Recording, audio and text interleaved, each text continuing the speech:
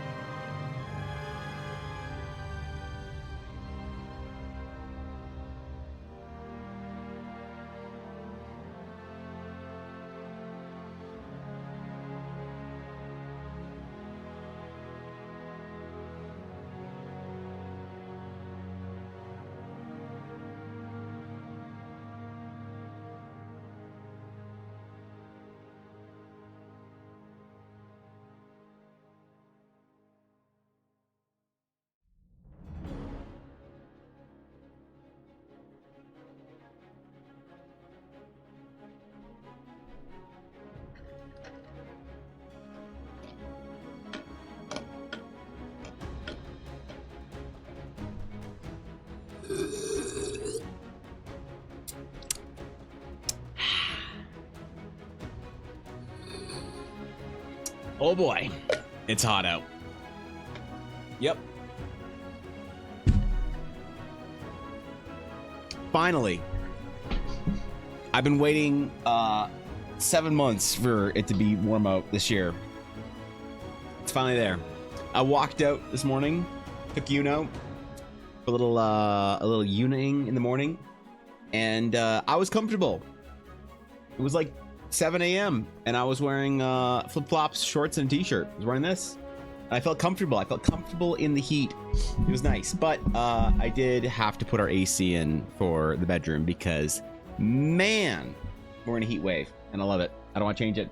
Good morning, everyone. Welcome back to the stream. Welcome back to the VOD. What's up, Bylung? How you doing, bro? What you doing, man? What's going on, Axman? Good to see you, bro. Venus, how come you didn't tell Rich she had reached the checkpoint? Because that checkpoint day is today. It's the 10th. It's 1/3 of the way through the month. So we're 1/3 of the way through our challenge. So checkpoint day is today. We'll see where you all at, man. We'll see where you're at. What's up, Blaze? Good to see you, Sienna. Aduria. Even Aduria's here early. Aduria, how do you feel, man? How's the gym been? How's I don't know. How's the fitness journey been? Ashy, it is indeed TPK day. I expect stories. I expect TPKs. I expect the tears of players flowing freely. Like, remember the Diablo 4 cinematic? The initial one? Where the little monk dude is like reading the fucking ancient scripture and he's like, blood is the key. Blood, and then he stabs his hand on the fucking thing and then like forms the blood portal. It's that, but it's actually angry D&D players because they got unfairly TPK'd. So that's the key. That's key for good D&D, at least. I don't know. No, I don't want to be adversarial with my D&D players. I never want to be adversarial with them. I do think that a nice little, tongue-in-cheek player versus dungeon master alliance is a good one to have in your group. But it has to all be full of love, you know? Sometimes it's taken a little bit too far, and suddenly you've got D&D players now that are desperate to beat the DM. And then you know what happens when that happens is you end up going on Reddit and you end up making a post about your toxic DM and your toxic players, and then your D&D game's over. It's over. Nope. You don't get any more D&D. Nope. Isn't that right, Yuna? Dude, she's so miserable. Look at those little eyes just poking out, just right there. Just look at those little eyes. She's so hot, man. She's so hot and can't get any relief. I gave her an ice cube this morning, and she was too hot to crunch it. Sad, dude. It's sad. My party volunteered to go fight the invading kingdom, which means they aren't stopping the local necromancers trying to summon their god. Oh, okay.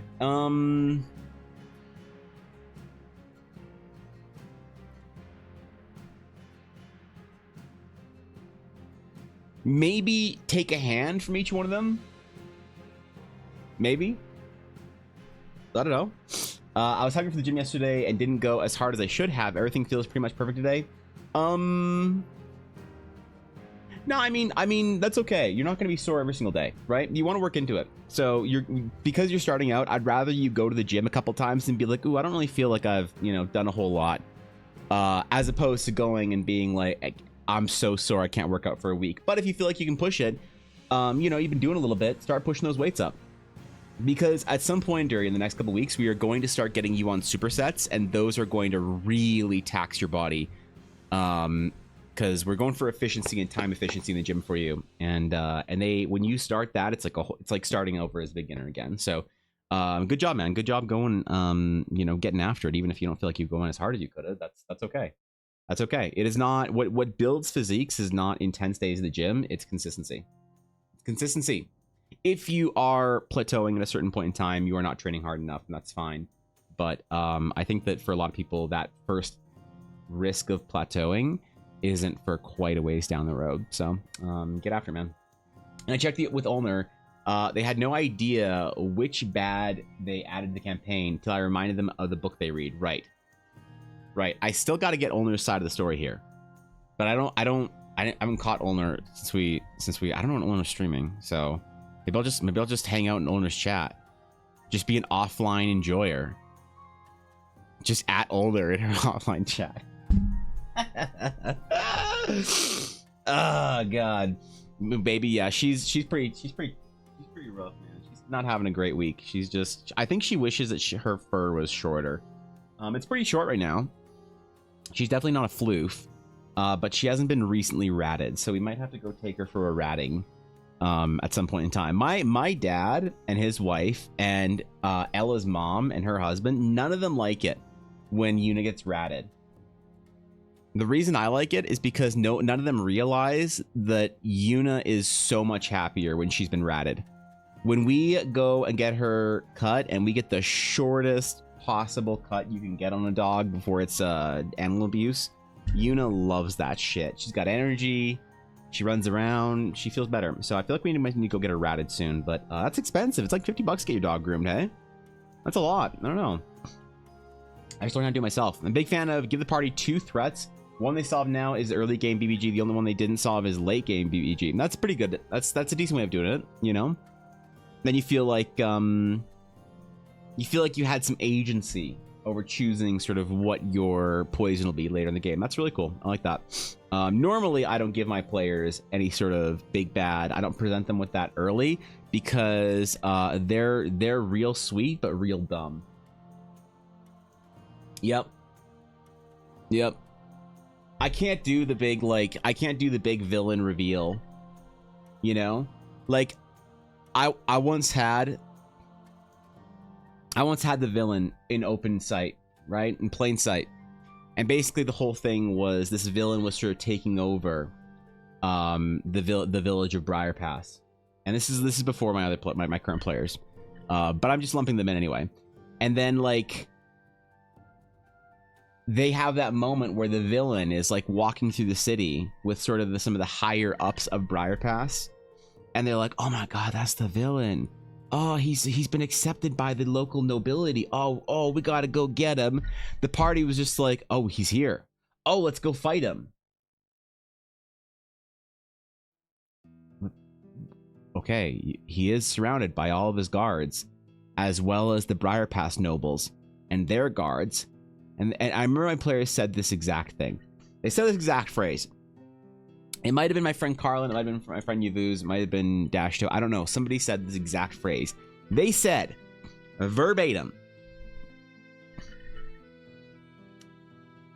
Evan wouldn't show us the villain unless we had a chance to defeat him.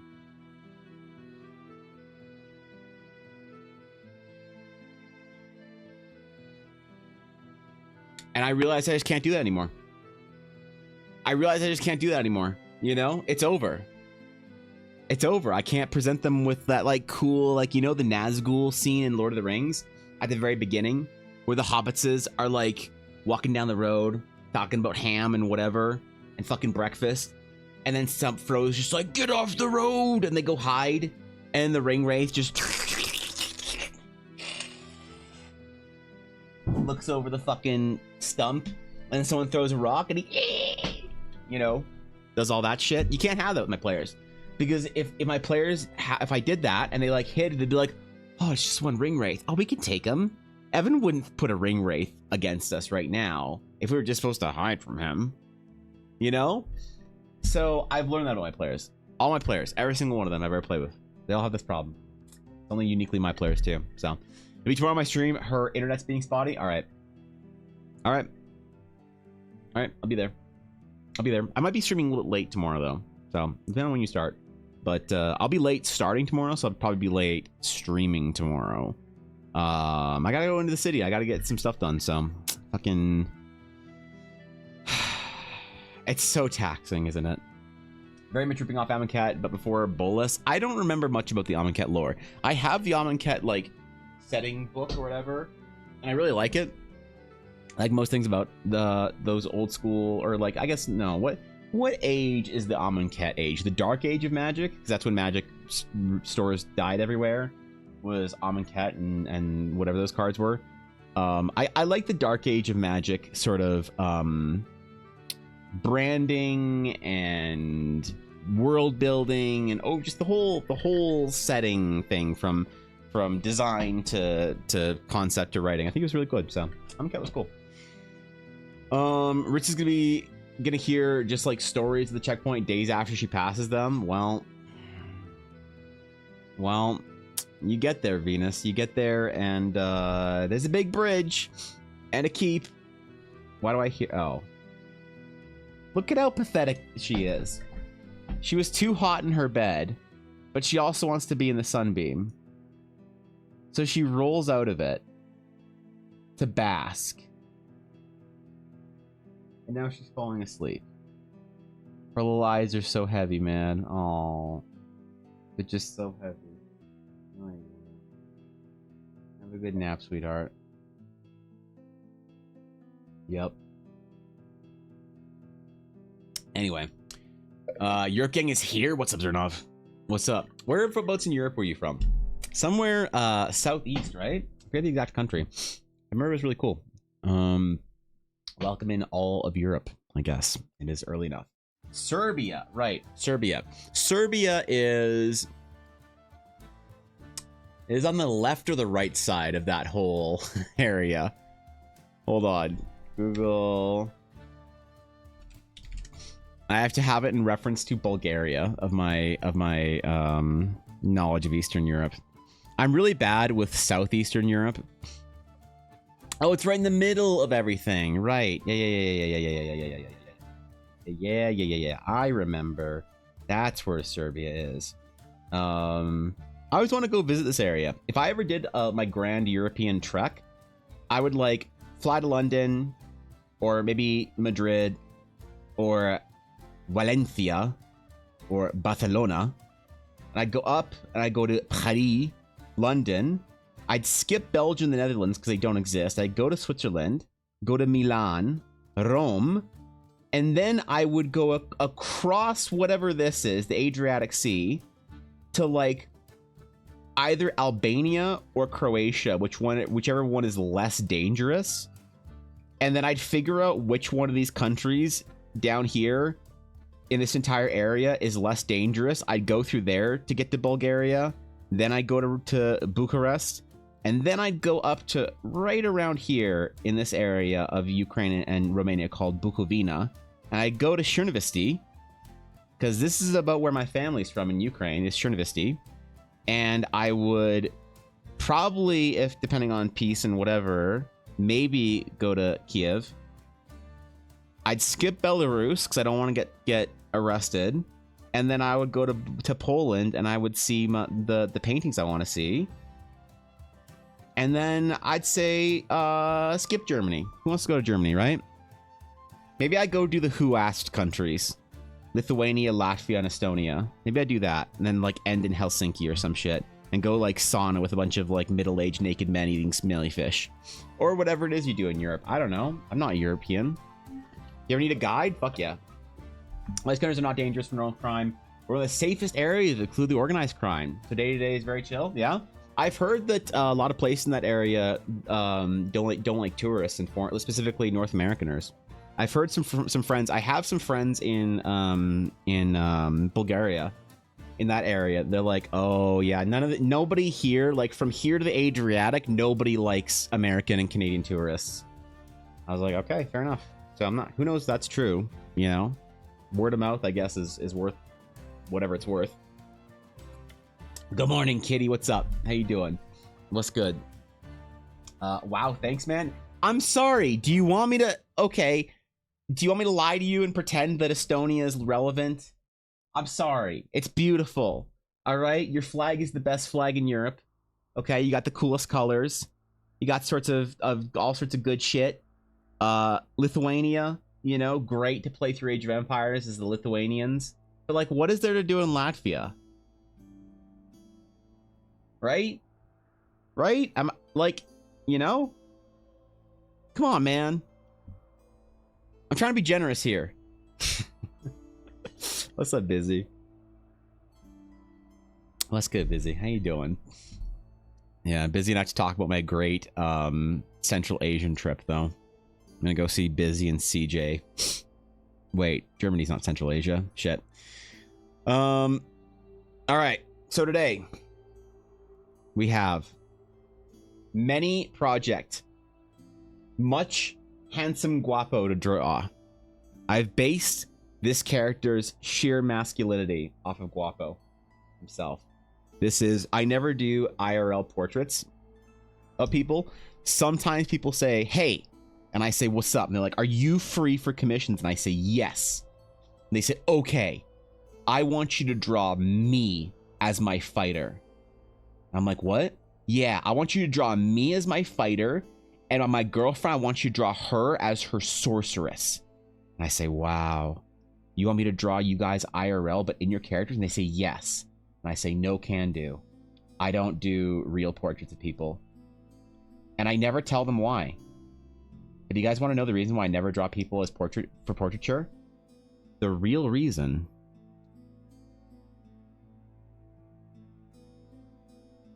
is because people, yeah, Ashley gets it.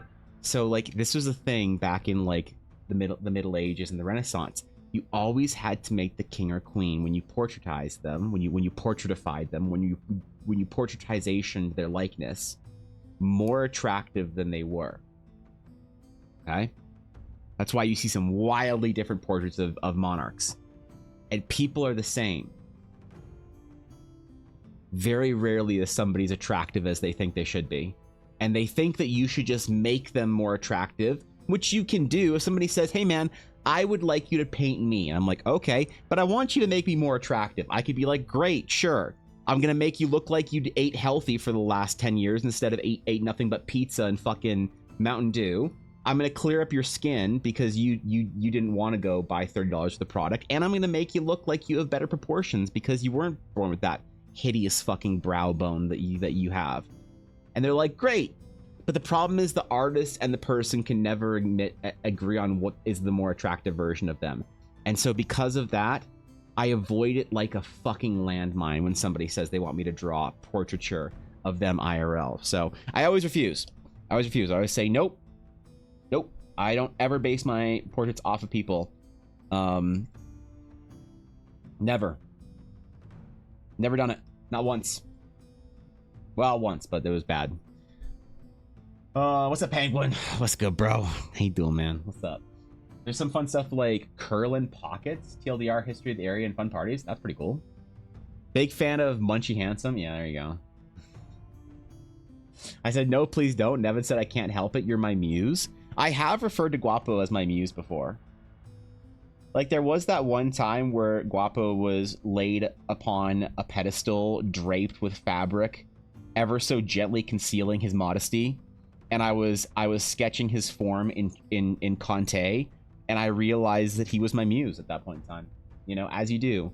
You know when you're sitting there doing nude sketches of your bros, of your homies, of your boys? Dude, I actually had that. No, like, no fucking kidding, man. I always did portraits of my friends, and I did anatomy. I had this really jacked friend in high school, and I was like, bro, can I draw you? And he's like, what? I'm like, can I draw you? And he's like, yeah, of course, man. I'm like, but I need to draw like peak male figure masculinity. So can I draw you with like, he's like, nude? I was like, I was gonna ask with your shirt off. He's like, fuck it, man.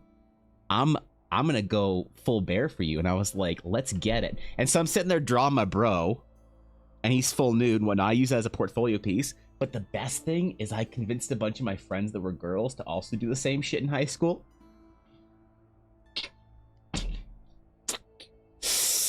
Oh, I had the best high school ever. Fuck.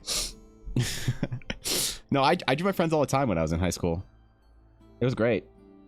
I got so good at drawing, at figure drawing before I went to art school. I was so comfortable and so used to it already because I had drawn all the boys and my homiettes, my homettes. It was great, man. I used to draw my friends all the time when I was in school. Confronted my inability to draw. How does one draw? What do you want to draw, Penguin? Really easy with how perfect Guapo looks. Yeah, it's true though. Like, you have a huge nose and think it would look fun. Also, emphasize it. Sorry if you haven't realized you have a tree stump on your face. Yeah, I got super conscious in my portraiture class in art school when I was doing portraits with this other girl. For the first time anyone ever drawn me at art school. And she was just like, do you know you have a really prominent brow bone? I was like, what? She's like, yeah, you've got your eyes are very sunken in. You've got a really prominent brow. I was like, what? She's like, yeah, it's really big. It's kind of caveman-y.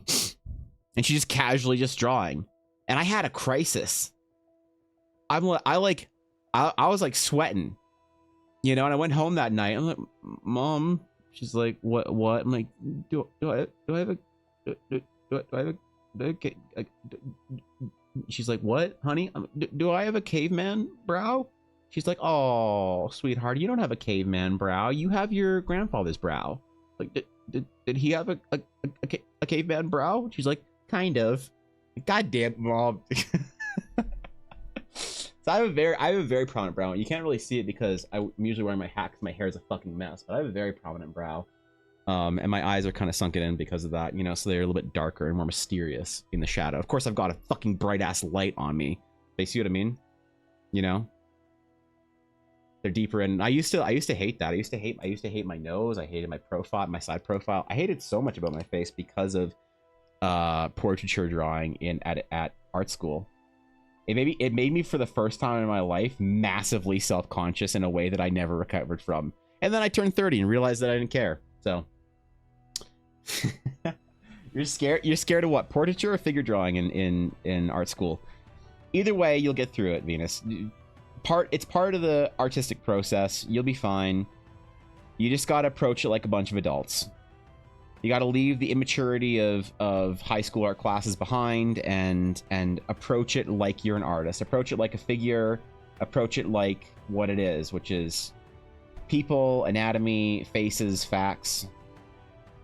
Nothing to be scared of. You'll be real comfortable with the entire process of life drawing people and things and whatnot very quickly. Want to jump in and get my support you always deserve. Jump out and see in about whatever years. All right, Zernov. Have a great rest of your week, brother. Stay cool, my friend. Be good. Actually, I don't know how like warm it gets in that area. I bet it gets pretty fucking spicy in the summer in that sort of region. But either way, wish you well. I got told in school that I have a sniper face and that one of my eyes is higher on my face than others. That hurt for a while. Yeah, so asymmetry happens in your face, but Venus, I want you to understand that asymmetry is what builds interest. Very few people have perfect symmetry, and it's not worth it, I don't think. It's not worth it to worry about.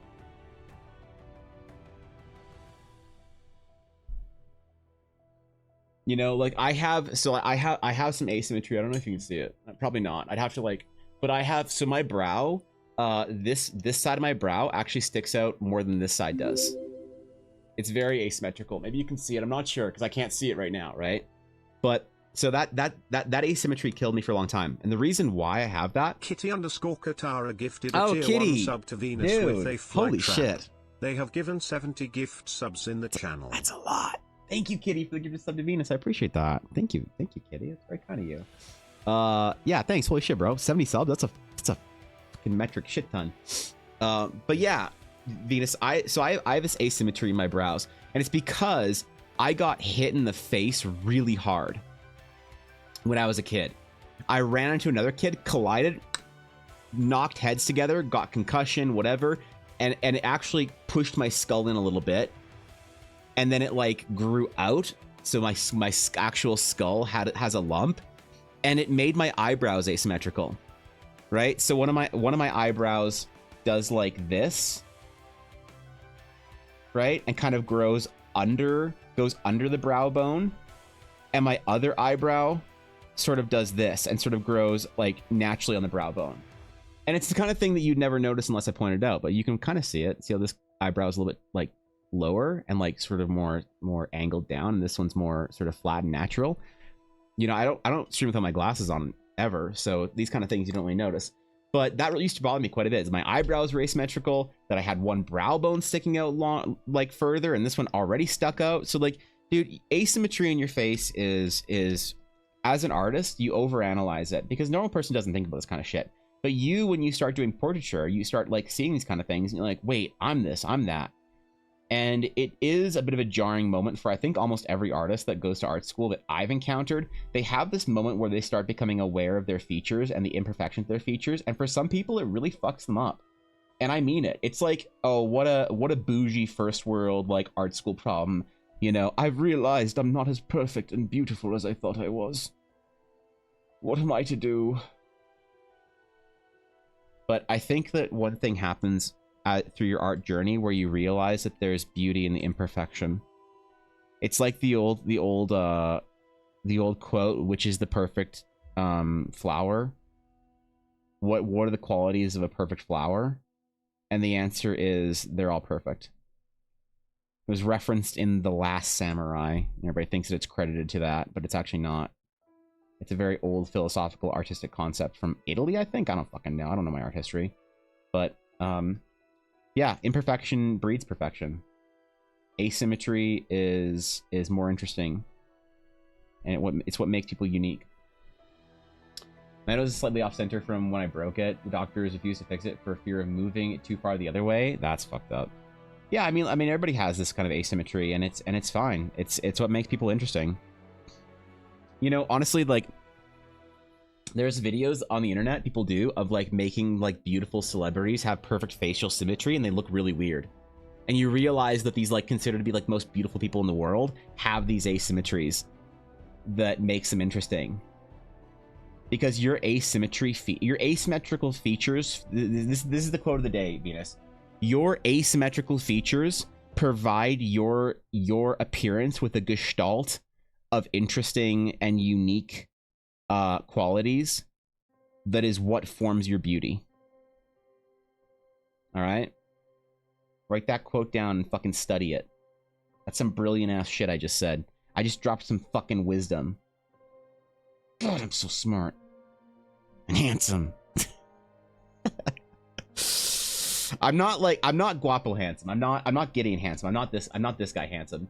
You ever be drawing like a character and you realize you make him too handsome, and then you don't know what to do? You're like, shit, I don't know what's next. My also not symmetrical, but because I fucked them when I was 12. I'll grow back, it's fine. Yeah, you're fine. I need to study painting. I've been slacking. You have been slacking, but it's okay. Remember, Venus, I've always said that your work ethic is not the thing that you should worry about, and yes, you do need to work very hard, but also don't forget to enjoy your summers. Summers are very few and far between, and make sure you never give up opportunities to see your friends and hang out. Just so you can sit inside and paint whilst listening to music and staring at the darkness. So yeah, you do need to get on your painting, but don't go so hard that you do it at the expense of chilling. Young artists build their ability to paint based on the experience of the world around them. It's not good to be secluded too much as an artist. Then that's where you get the gremlins and the goblins coming out. All right. I gave him prominent eyebrows. I felt like he needed to have some strong features. Our man here, our man Gideon. I hope Guapo likes it. Watch my DMs light up with him being like, this is terrible, I need you to redo it. I'll redo it. If he doesn't like it, I'll redo it. I will. I don't think I won't.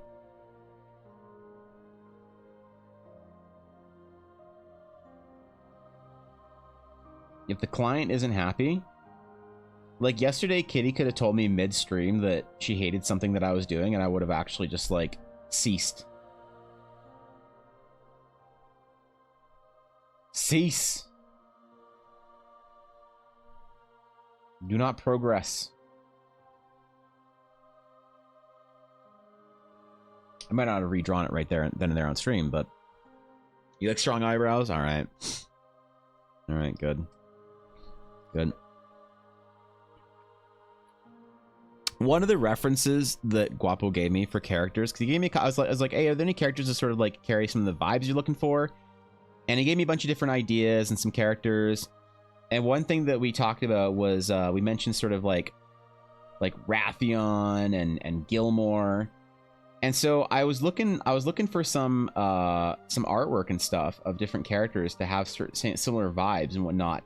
And there's one thing about I was looking into this. I can't tell because I don't know, and I'm afraid to ask. I'm afraid to ask Critical Role fans. Because I'm afraid someone will get mad or offended.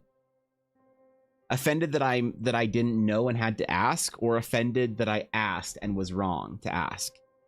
But in Critical Role, canonically, is Gilmore fat? Why does half the art I see of Gilmore, he's like this handsome, suave, like lean dude, and the other half of the art, he's a fucking tubbo. He looks like me. Like I don't know, man. Because there was a while, and I don't know why, but there was a while that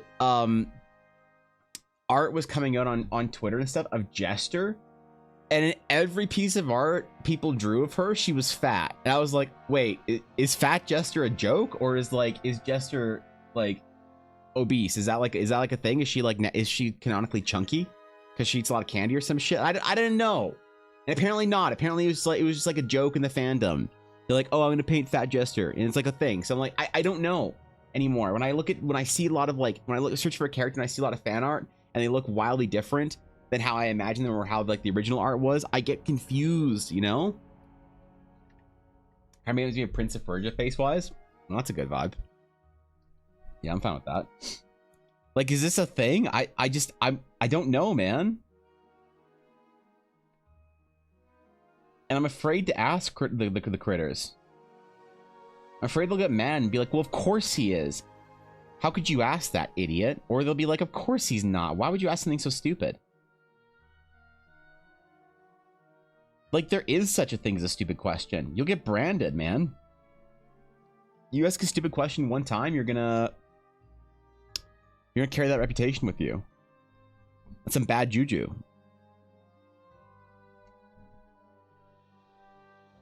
Look, we need to make this a little bit darker. Yeah. Yeah, just a little bit darker.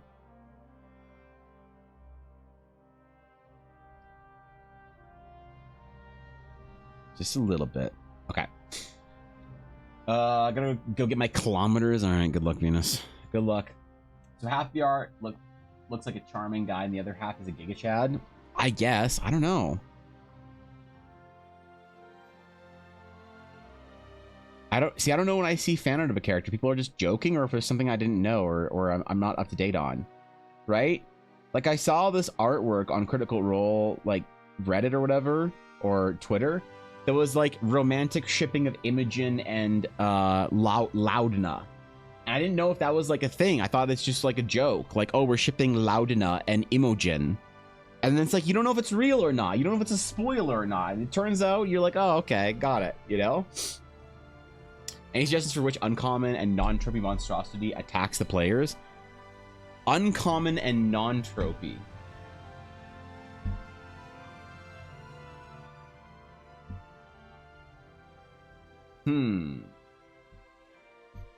Uncommon and non-tropey monsters.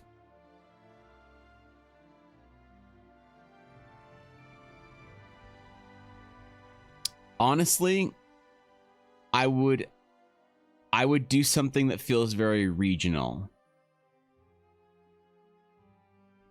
Because then you can be a little bit tropey and it still feels like it fits in.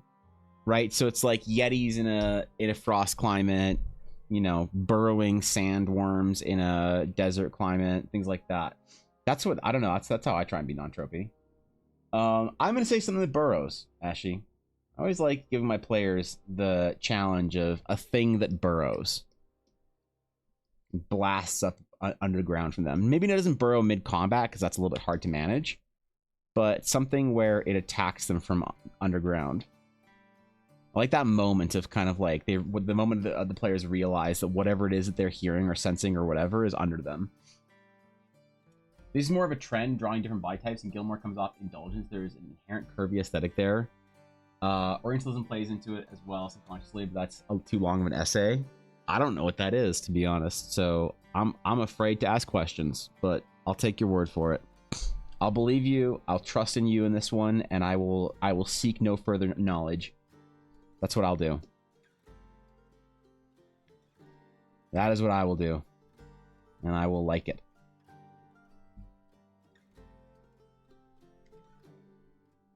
Yep.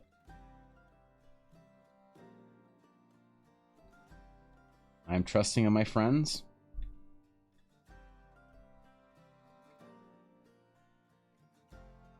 And I read the signs. And I just had one hand delivered, so there it is, bro. Alright, spell scrolls. Spell scrolls. Spell scrolls.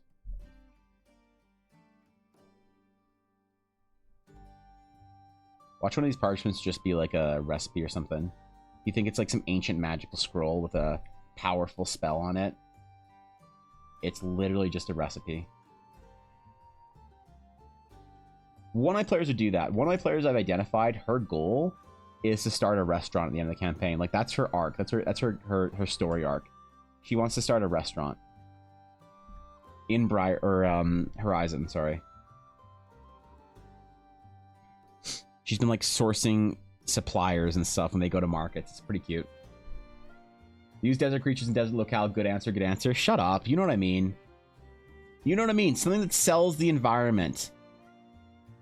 Like that it isn't tropey if it helps sell the environment. Like, then you can avoid all the boring shit like wolves and things that are kind of weird and out of place. Like, why is there a gelatinous cube?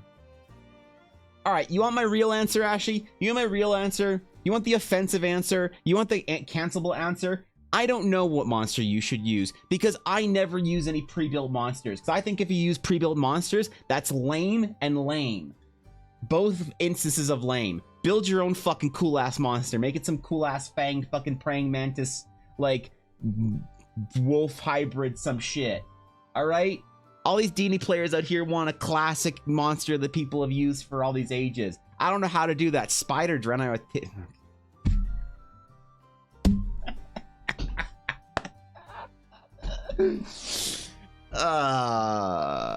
Yep. Ashley gets it. Mm-hmm. Yep. Ashley gets it. Yep. Yep. Asmongold approves.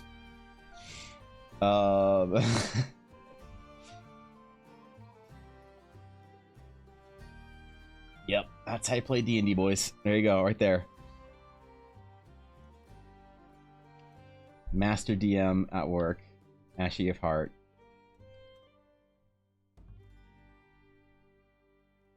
Ashy of Heart.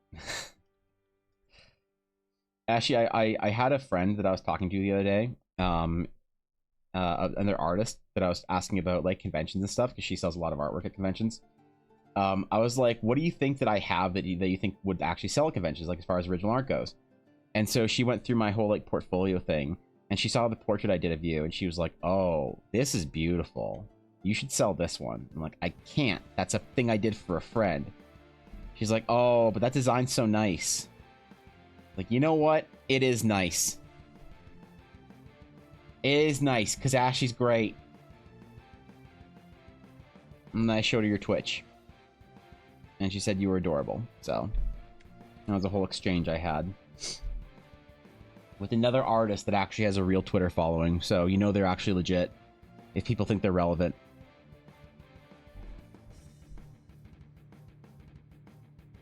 Yep.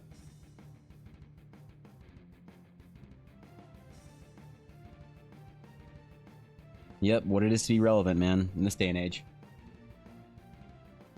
Behold a man. The question is, what is a man? The only answer acceptable is a miserable little pile of secrets. Now, have at you. But I'll accept anything else. Al, what's up? How about a spider cat hybrid?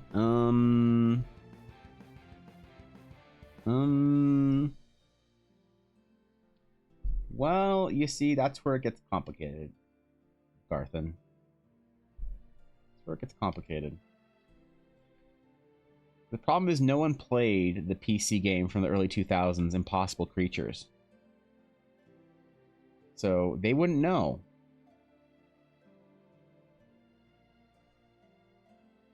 You can imply they should know, but they wouldn't. And that's just the way it is, bro.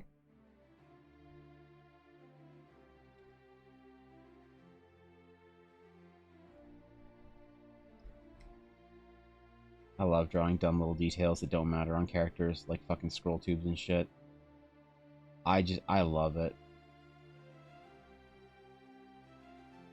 It's my favorite part of characters. Layering stupid details nobody asked for, nobody wanted, but you definitely would miss if they were gone. Oh, yeah. Someone had a word for it the other day in chat. I don't remember what it was. But I wasn't sure if it was a real word or not.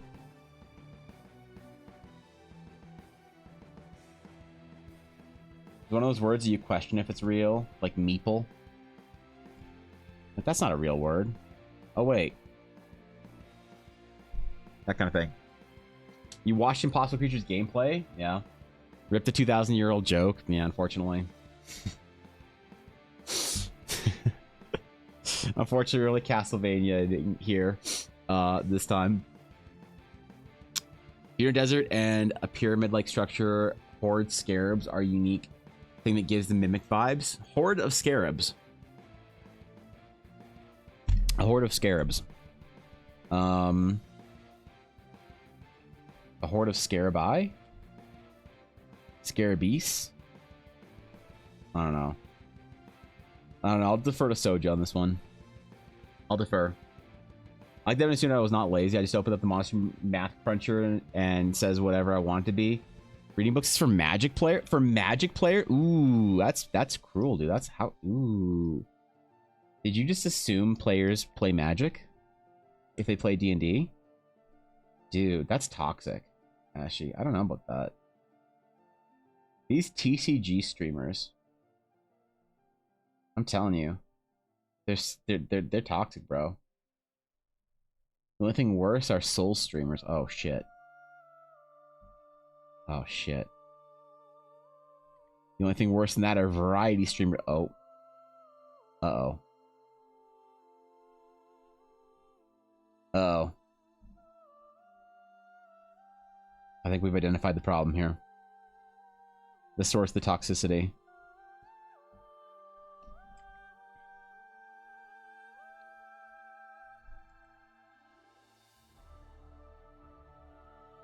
The only thing more toxic than that are VTubers. Wait.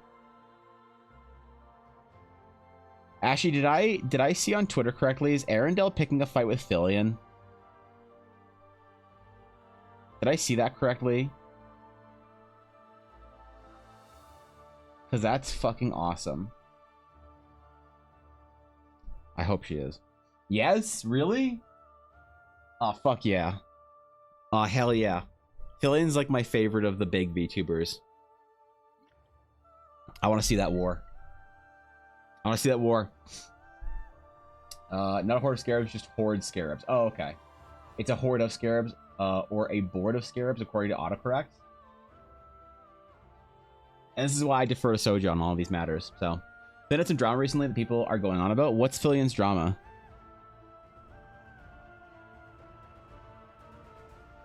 Are we canceling Fillion? Am I unfollowing Fillion? No more you laugh, you lose. You follow, you die.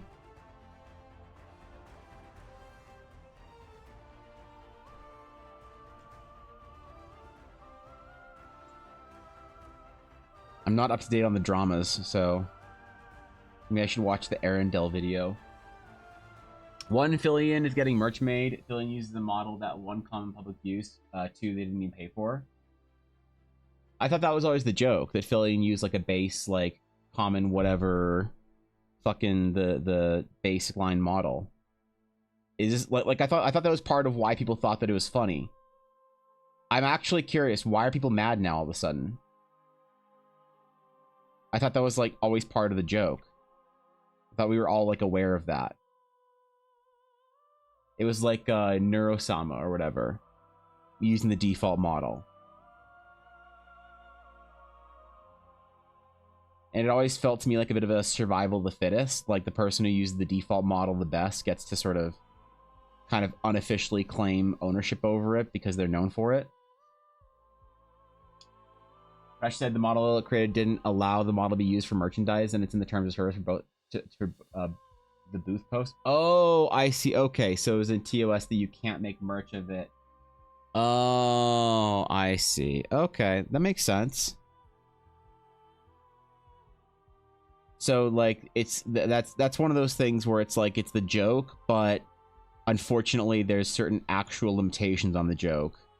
Where like, yeah, you can make it your brand that you use the default model, but you can't sell merch of it. Okay, I see. I see. Well, so is it just a thing? Is it just a drama, or are we mad at Fillion about it? So I'm not. That does not yet make me mad at Fillion. That sounds like a whoopsies. Not like a cancellation. So maybe there's another part of it that I'm missing.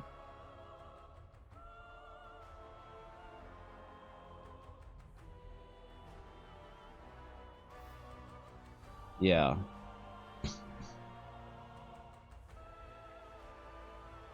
There's like probably somebody in chat that has nobody idea what the fuck we're talking about. So just in case you have no idea what we're talking about, we're talking about IRL people pretending to be anime girls on the internet. And people getting mad because the anime girl they pretended to be wasn't the right anime girl. So I think it was more the fact that a big Japanese company licensed the model from her and now they're pissed. Oh, I see. It's a company above that has already made products to sell and are now finding out Fillion doesn't have the rights. Well, I mean, yeah, it's tough, man.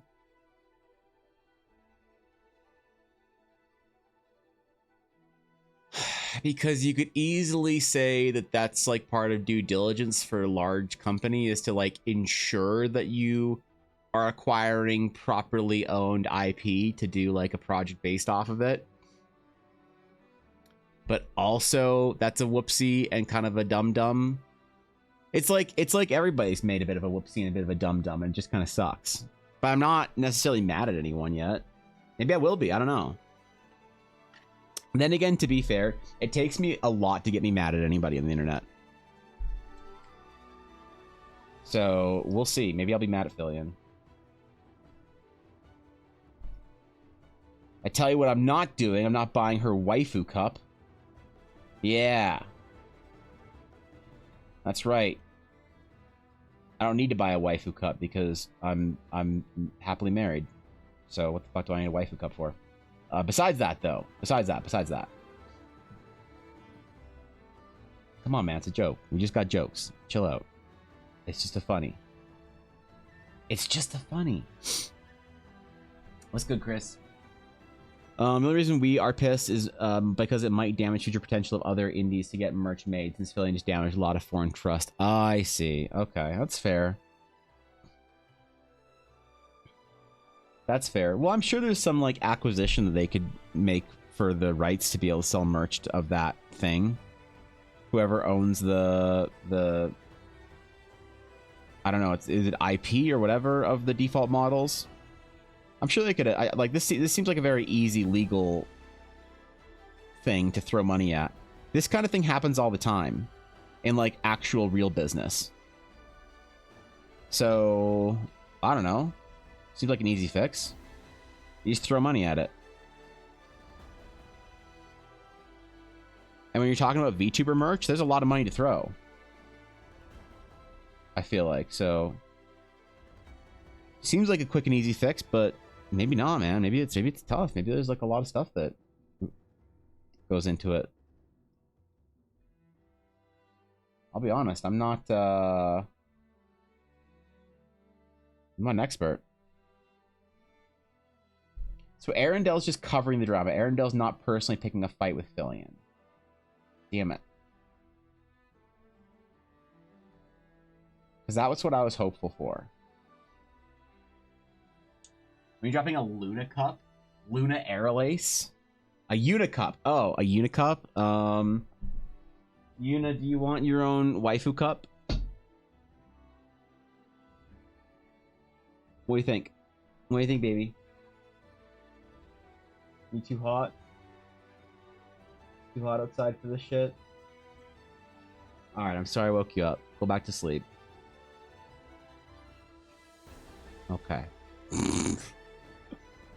Alright, well, that's her opinion on those matters. So, yep. Does feel a bit like the company should have looked it up. So as long as it's not the case that she purposely didn't disclose it public domain, but maybe there's a workaround. Yeah, it just feels like a bit of a whoopsie. You know? On everybody's end.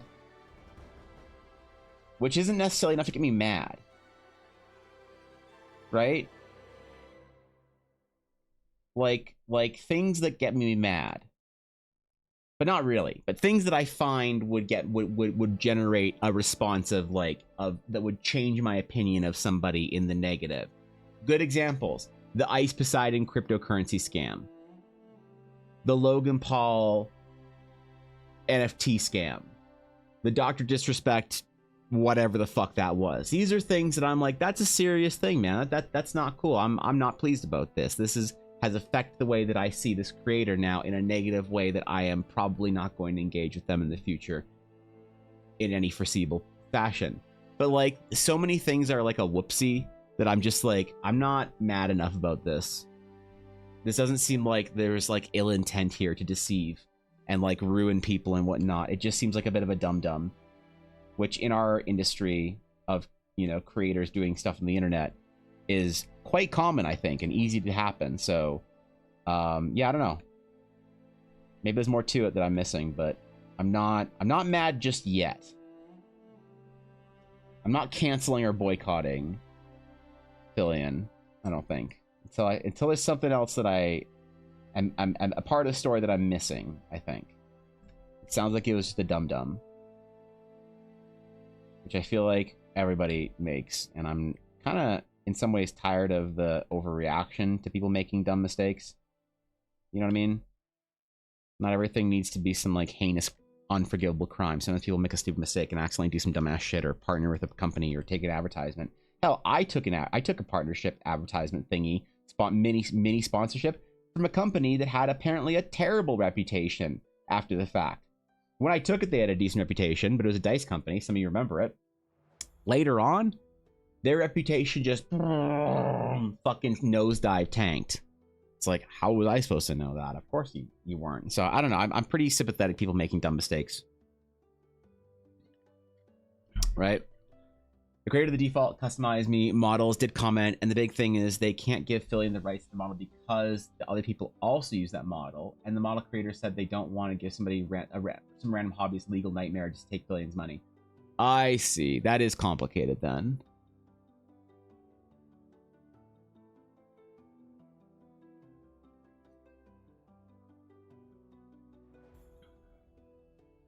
I mean, yeah, I think that this is a big, like, so like I used to use these emotes. All right. Let me comment on the situation by showing off how good I am at not getting in this situation, how virtuous and fantastic I am as a streamer. Some of you may know the ancient legacy emotes of EBA were crumbs, and crumb was based off of Salacious B. Crumb, the Kowakian monkey lizard from Star Wars. I realized after I hit 20 viewer average on Twitch, which happened about a week or two after I started streaming, that I needed to change it. And that's why I created Crumb with the K, which is a clear parody, homage, and, you know, it's supposed to be different enough that it's legally distinct, obviously, and it's a Relician feathered goblin monkey, right? But I had to change it because I was like, you can't use IP stuff as a joke and like be that far. So what I had assumed is that Fillion, because Fillion, I remember talked about how she was going to make a new model at some point in time. And Fillion, I remember discussing emotes. She said she wanted a character without white hair because white hair makes for difficult emotes. I thought it was very interesting. I thought about that for a long time when I was making my own emotes. But she talked about a couple years ago, or maybe a year ago or whatever, about making a new avatar, a new fucking anime girl that she was going to pretend to be on the internet. And I thought that was a great idea. And when she didn't, I assumed that Fillion had like purchased or gotten the rights to and solidified herself as that default avatar. So that sounds like that was a big fucking mistake. And she definitely should have figured that out, but I don't know. I think there's probably a way to navigate it. That is a bit of a oopsie cleanup, if you know what I mean. So I don't know. It does make things messy. It does, yeah. Am I the only one who wants a husbando cup? Yeah, who would you put on your husbando cup? The merch can still technically be made, but it'll probably need Fillion's branding removed and instead sold as merch of the public domain model. And just wink, wink, nudge, nudge. Right. Okay. That's interesting.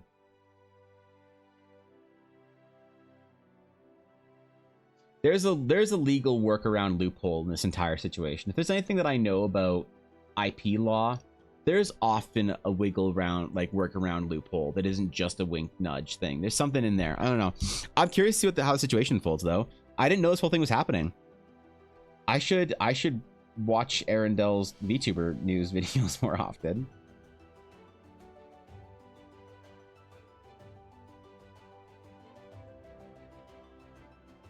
And then I should do fan art of Arundel, and then Arundel will know who I am.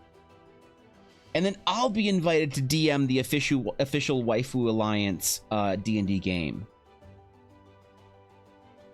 Oh, no, wait. I remember that video that Ashley sent me about how the VTubers never collab with a man. Never mind. Cancel that plan. Yeah, nix it. Cut it out. What's up, Steve? How you doing, bro? What's good, you stud? What's going on, man? VOD, the company, just table flips and scraps the project and avoid dealing with the nonsense. They normally only work with Corpa. Yeah, that's tough, man. That's tough.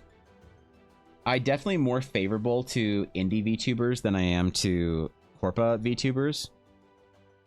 Partially because I just think the entire way that a lot of the Corpas treat their VTubers is kind of creepy. It's a relic of that ancient sort of Japanese idol culture that I think is very outdated and kind of not great for anybody involved. It's not great for the viewers or the fans. It's not great for the idols. I know some people like it and embrace it and whatever, but I don't know. The entire thing kind of reeks of creepiness to me in the modern day. And I see those like flashes of those elements happening with corporate VTubers, and it's almost like everyone's kind of just like pretending it isn't there. It's a bit of an elephant in the room which I'm not mad about. Again, like, don't forget, it takes a lot to get me actually mad about anything on the internet. Probably 95% of the time people are mad, I'm like pretty indifferent. But I do, it's one of those things that's a bit off-putting. So I do tend to favor the indies more. But I understand the support that you get out of, like, I understand the benefits of being corp. I just think that the culture needs to change a little bit. You know? We're not Japan in the 1980s. We can probably evolve the idol culture a little bit. Just a smidge. Like we could admit that the anime girl is a real person behind the keyboard. We can start there.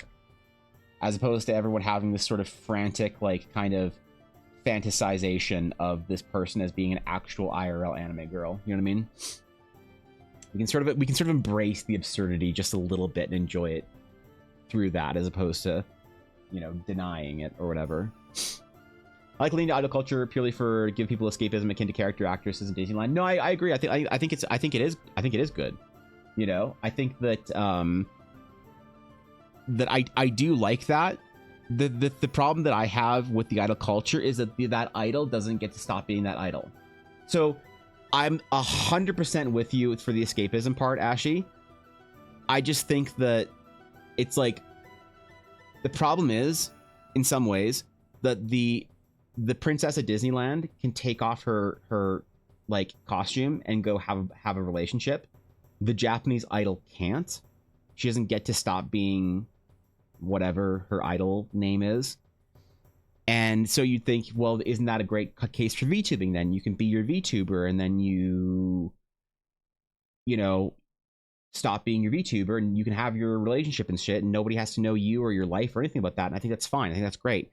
The problem is that there's this sort of denial in some ways that the person, it's like you take the idol culture denial and you place it on a Disney princess, like character actor at Disneyland. And that's what I think is a little weird. You know, it's yeah, I don't know. It's just like, I find that the indie VTubers are more willing to sort of talk about their general life with like a sort of a veneer of sort of othering, you know? But there's just like this expectation from a lot of the idol fans that their VTuber doesn't have a real life outside of it. You know what I mean? Like, it's hard to explain, but I think maybe I can get my point across in the nuance there, but it is definitely hard to explain, but I understand where you're coming from, and I do agree with it. And I think it's great. I think the escapism is fantastic. You know, it's a character. You know? I think it's cool. Takes a lot to make him mad, like being from Nunavut. I don't have anything wrong with people from Nunavut. I know ones of people from Nunavut. I had a friend from Nunavut, and she was so cool. She had all these fucking line tattoos all on her face. She had like lines and shit. And I was like, bro, those are some sick tats. And she's like, yeah, you know what they mean? I'm like, nuh-uh. And she's like, I can't tell you or else I'd have to kill you. I was like, holy shit, I don't know if you're serious. Her family was cool, man. Her family was cool. There's nothing wrong with Nunavut. All right? It's just too fucking cold, and my friend Earl has to go there. Now, if you're from Quebec, oh boy. Oh boy. We have problems. And only because I don't actually have a problem with anybody from Quebec. I just think it's very funny to poke people from Quebec. Right? Like, there was this guy that came to my chat one time, and he was like, hey, it's me. I'm the guy. I'm here. What do you know? Like, you know when somebody comes in their first chats, like, announcing themselves to the stream in a way that anyone should care? Like, most people sort of have this way of subtly introducing themselves into a group of people that makes them sort of, like, you know, embraced by the group and part of it. And they know how to socially do that. Sometimes you see on Twitch somebody has zero idea how to do that, and they just throw themselves in like a dartboard, and you're supposed to be impressed. So this person did that. They're like, hey, I'm from Quebec. I am Mr. Quebec. Hey, if you're so lucky, I am here to speak to you. I would not want to fight me because I am from Quebec. And you're like, oh, a fellow Canadian. Right on, bro. Right on, bro. Fellow Canadians. Love you. I remember this guy got so mad. He was like, Canadian. I am no Anglo-Canadian tabernacle. I am from Quebec. We are not Canadian. I'm like, bro. My brother. My brother, I'm sorry to tell you. I'm sorry. I'm sorry. I'm sorry to be the one to break it to you. But Quebec's a province in Canada. I'm sorry. I'm sorry, man. I had to be the one. You're like, what, 48 years old, and the first person to tell you that you're actually a Canadian, in addition to being from Quebec, was some pudgy D&D streamer from Alberta. I'm sorry, bro. I'm sorry it was me, you know? Idle culture really needs to die from legal modern slavery, not against idols, more company controlled. Yeah, like it's like I wish that you could remove the sort of the bad stuff about idol culture, and you could keep everything that Ashy makes me love about idol culture, because Ashy loves idol culture in sort of that way that she loves everything good about it, and makes me enthusiastic about idol culture in a way that I used to be. That sort of like peels back some of the cynicism that I've developed over the years for it, right? Like I love when I have a friend like that makes me optimistic and excited about something. And Ashley does that for me. Ashley's a cherished treasure in my life because of that, for many reasons. But, you know, I wish that there was sort of a balance. I agree with Samurai. First, I don't see how hey, I have a boyfriend, girlfriend is relevant to my viewers enjoying my dying in Elden Ring. Like, if mid-TV show, Ned Stark kissing Stannis Baratheon and pauses to go, I'm married someone else IRL, by the way, it's yeah. That's a choice preference I have, and I don't think it should be enforced. Yeah, I don't know. It is the expectation, the enforcement of it or whatever. What if I can't come to terms with the fact that my Oshi is a 42-year-old man skillfully plotting a tracked model with a voice tracker? He's really working hard to learn all those languages and go to dance lessons 3 times a week. What's wrong with that? You have to be able to come to terms with it. Yeah, your Oshi can't be a 43-year-old obese balding man? What's wrong with that? What do you have against 42-year-old obese balding men? I play World of Warcraft with those guys. There ain't nothing wrong with that. We've seen a few of those. There's one in particular I can think of, Guapo, but we've probably seen. Yeah, stranger introduces himself. I think their name was Captain Quebec, not Mr. Quebec, Nick. I think it was literally Captain Quebec or some shit. I don't know, man. You mean on Quebec and France for that? Oh, that sucks. Poor Quebec, man. Hey, I know lots of French Canadians that I love. There's this one of my favorite French Canadians Guapo actually met. She's this lady that runs this like farmers market stand at the farmers market that I took the boys to when they were here. And she runs a stand that's all like Quebec imports, so maple syrup and tortilla or tortilla. I don't know what Thorkin is to tell me, but whatever. And all these like products from Quebec. And she's the funniest fucking person. Like Quebec citizens are polarizing. They're either the worst interaction you'll have with that day or someone you will never forget, you know? And I love them for it. They're fucking funny too. Like historically, Canadians have been known for being funny, and especially French Canadians, with like the whole, you know, just for laughs, comedy festivals and things like that. Historically, they're really fucking funny. Mid-raid, your main tank forgets to turn off their voice change, and you just hear Desuwa Tank Buster Nyanchan. Oh no! Not the Tank Buster! Oh no. You mean you weren't a Lalafell? Ah shit. Ah shit. She was amazing? Yeah, she's funny.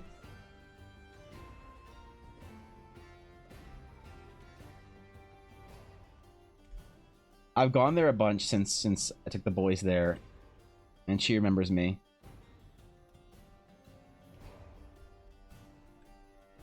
She doesn't like it when I'm polite. She doesn't like being mammed. I sir and ma'am everybody when I'm out. I try and be as polite as possible. I think manners are a mark of strength in men, so I try and have immaculate manners when I'm outside and conducting myself in the world. Obviously not on stream because, you know, we're just fucking meme lords just being degens, but when I'm out in public around other humans, she fucking hates that. Says this woman, I wish my French was as good as it is now. Damn, bro. Damn. Well, it's fine because she's from Quebec. You wouldn't understand her anyway. Canada and US handshake gif. Yeah. Yeah, true. true.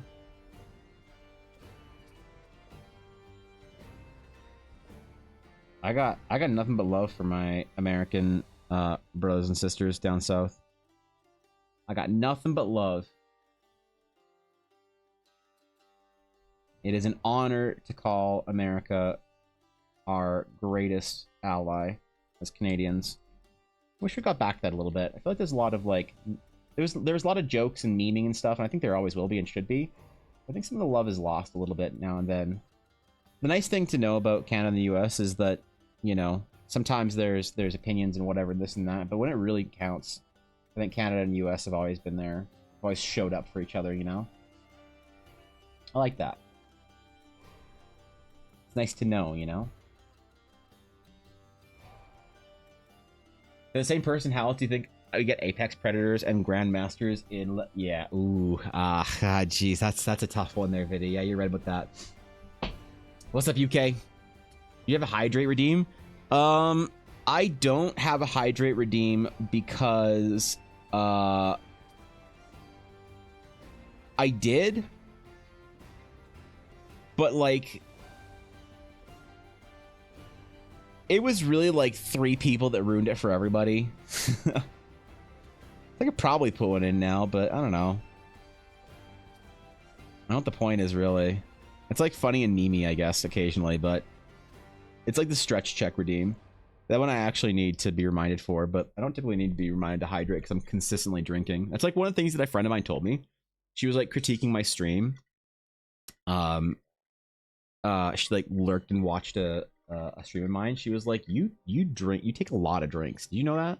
Like, is that a bad thing? She's like, I don't know. It's like kind of weird or awkward. I don't know if it is. But I'm consistently trying to keep, you know, my throat good because talking for 5 hours or whatever is rough, you know? 47, unfortunately, not today, Ashley. I'm sorry. You want a green dragon check? He probably hydrates while he stalls for time. True. Why is there no highlighted message user? Why? Okay, let us explore this, UK. Why should there be a highlighted message? Not why is there not. Make a case for why the highlighted message is a worthwhile addition to the stream. I'm open-minded, all right? I have my own opinion, but I'm willing to be open-minded and to hear something new before I shoot it down. I'm always willing to hear a different side of things because I have a reason why I don't have a highlighted message one. But I'm willing to hear I guess other points of view on it. There's a reason in Italia, America and Canada are depicted as brothers. I don't fucking watch Italia. I'm just providing an example of US-Canada relations. Yeah, man. Yeah, actually, though. The Hydrate Redeem isn't for you. It's for chat satisfaction, TBH. Farmers micro-parasocialism. Ooh. But then do I still have to... If somebody hydrates, do I have to acknowledge it? Or can I just ignore it? Yeah, can I just ignore it? Or do I have to do it? The other chat with everyone constantly stops someone drawing by spamming drinking bits. Yeah. You should wait, ask your friend if they're tasted or tasked for talking for 4 hours straight and drink as much water as you do to keep these vocal cords healthy. Well, she's a streamer. And she says that she tries to limit the amount of time she drinks. She takes big drinks less often. She says it's bad to take so many small drinks because it's like it interrupts the flow of your talking or whatever. I don't know. I do it when I'm reading chat. So I think it's a valid criticism. I understand. I just it was one of those weird ones. She was like, take it or leave it. So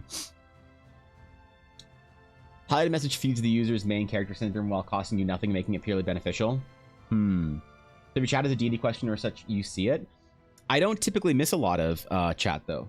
I don't typically do. And the problem is if I do miss chats because I'm staring at my working.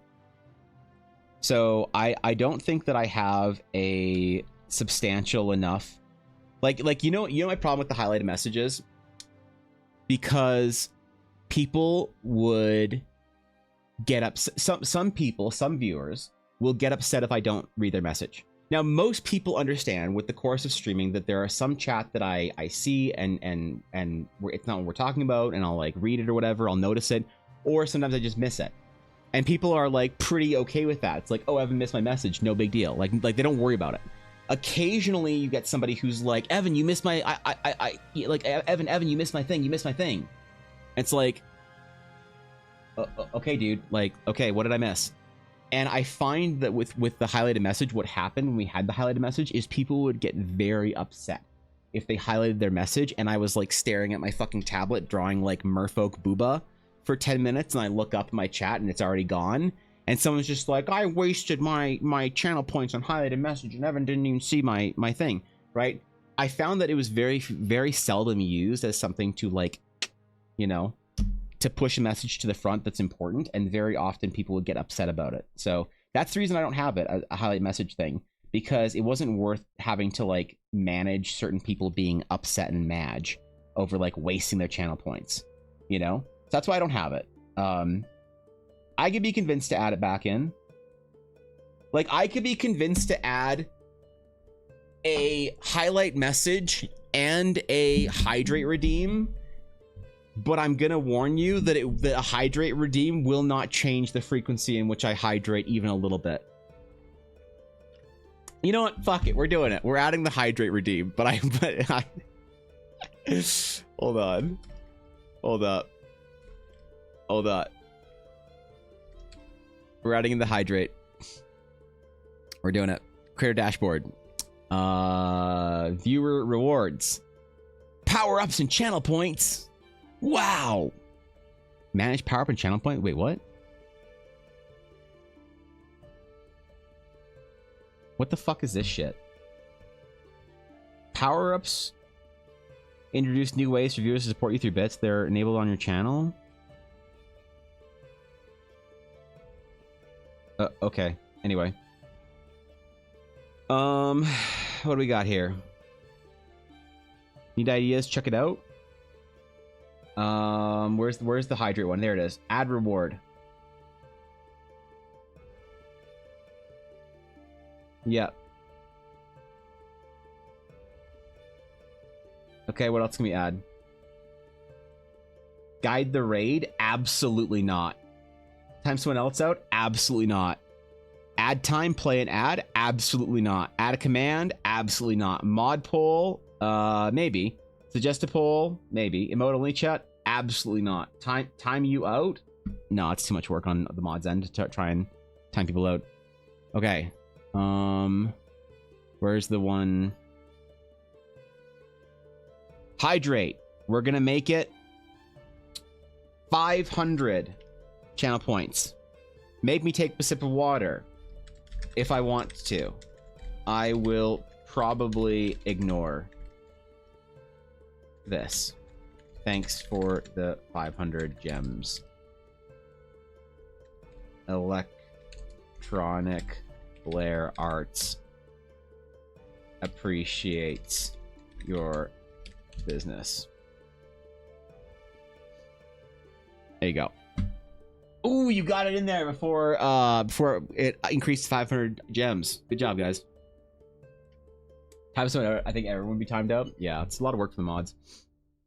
You put an asterisk in the hydrate that states the second someone complains that Evan missed the hydrate redeem, this redeem dies. Now, I think I like the idea that if I just ignore it and everybody, like, if everybody's inside on the joke that I never redeem, that I never, like, actually hydrate, then when somebody, like comes in and like, here's what I want. Okay, I have given you the hydrating mode. Here's what I want from you. Here is the exchange. When somebody hydrates, when somebody chooses to redeem the hydrate, I want the rest of you that were here today and understand the meme to spam Pepe laugh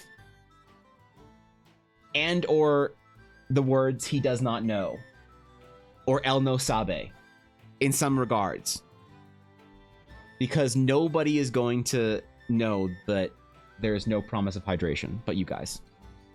So there you go, man. I can promise you I don't miss a single message. Some messages are just not content worthy. Highlighted message exists for the user, not the streamer. That's fair. Do you guys want highlighted message?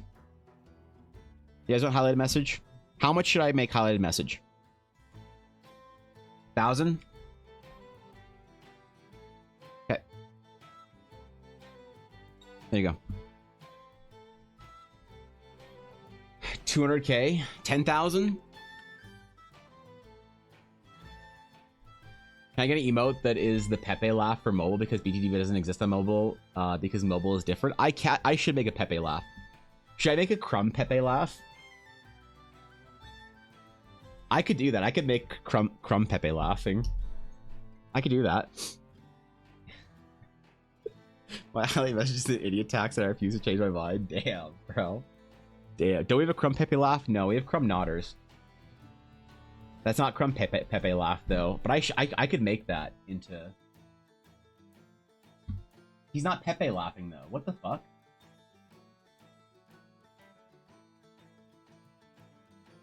I gotta change that. Hold on, I'm adding that to my list of things I gotta do today. I gotta change that. It's literally text Pepe. I know it is. From Pepe laugh. Okay. I wrote it down. There you go. What other channel points you guys want? I'm willing to entertain it today. Because I do like it when people spam the microtransaction and get nothing in return for it. It was suggested that I add the sound alerts thing to my Twitch channel. But I don't know. I don't think I like the idea of sound alerts for channel points. Sound alerts for bits is fine because it wouldn't be as common.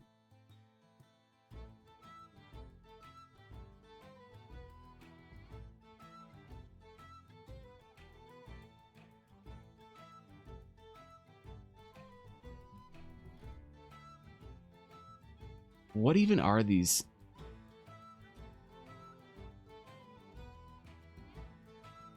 Power-up things.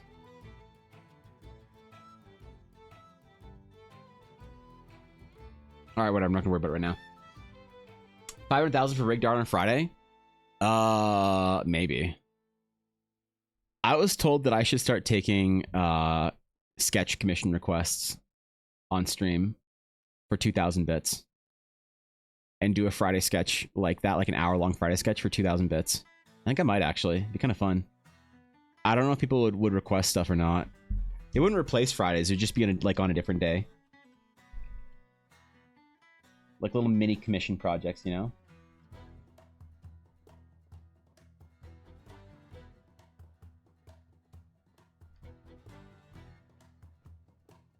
Depends on how busy I am that day, I guess.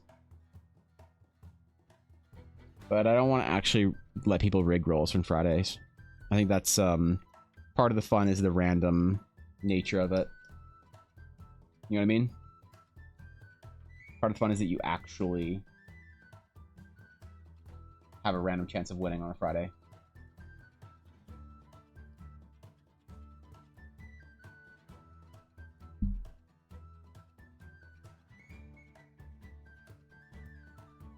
Make each microtransaction price is losing. Right, Price is Right losing horn. That's actually funny. Yeah. You never win with the microtransaction. That's the point. They don't get the joke, Viddy. We need to make it more obvious.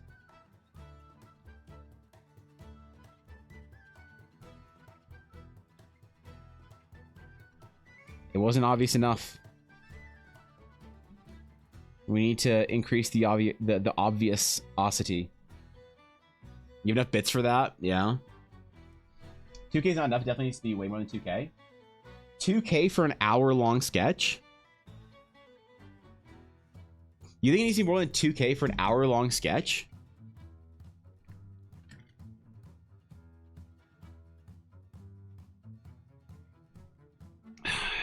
It's more like a 45-minute sketch if it's like a Friday plus. I don't know, man.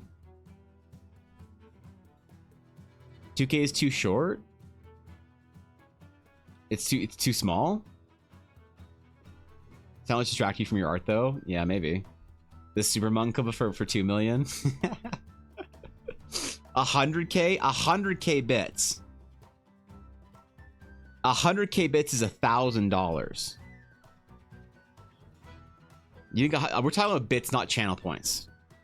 We're talking bits, not channel points. We're in a different realm right now. Bits, 2K is fine. Yeah. Okay. I attained the summit of channel points, and now I wonder, was the journey and the friends I made along? Now, of course, it was the Monka microtransaction. Yeah, basically. Ultimate Monka for 10 million. Damn, that's a lot, bro. Can we stack it so if we pay 10k it's a 5-hour-long sketch? This message is brought to you by Blackwood Dice. Can you stack it? Sharp resin dice. Can you stack it?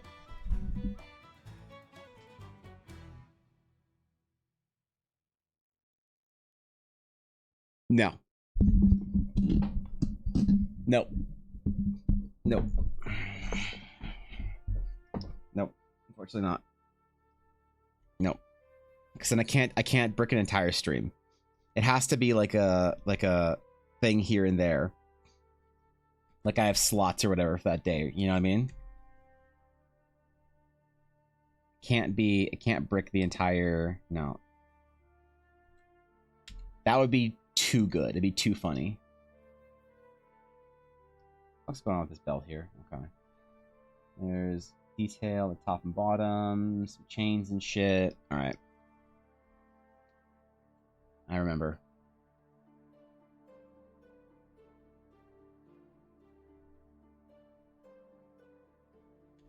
Because the whole thing is that I really wanted to get back to taking very small commissions. I used to do it with people for their World Anvil articles. I used to do $25 commissions for like places, locations, things like that. But I had to stop doing them and I stopped taking them.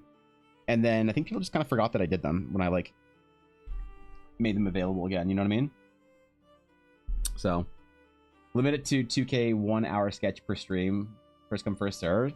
Something like that. Yeah.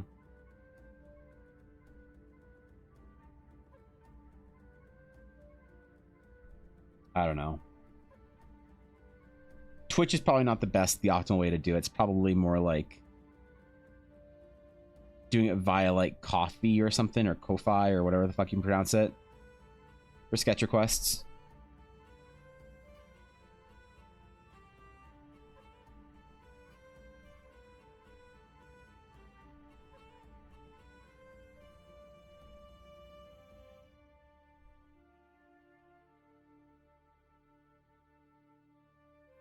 Yeah, that could be fun.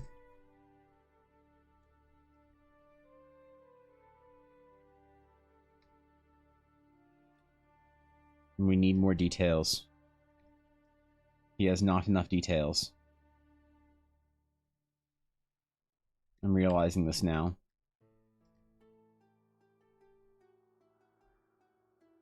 So Guapo wanted was the deets.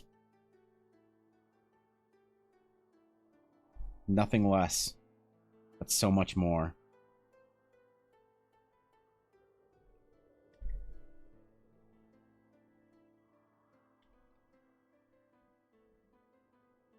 Oop, oop, oop, oop. That's what I want to do. Oop. Alright, there we go. Alright. I got so many fucking layers here, man. That I have no idea what's on these layers, but I'm afraid to open them on stream. Never, if you don't know what's on a layer, never open it on stream. Ever. You don't know what kind of bits you'll see. My bits for a grung doing a Pepe laugh while paralyzing someone there with their mucus secretion. That's quite the sketch, unfortunately. That'd be a more substantial one. My fan is a grung. Grung's a little frog dudes, right? Yeah. that'd be cute. That'd be funny. I like grung. I think somebody asked for a grung once for a commission. Yeah. Somebody definitely did. But they wanted like an old school grung, like one of these like kind of guys, the like non-cute grung. That was fun. That was a fun sketch. I've seen someone do it through donos. Sketch request through donos.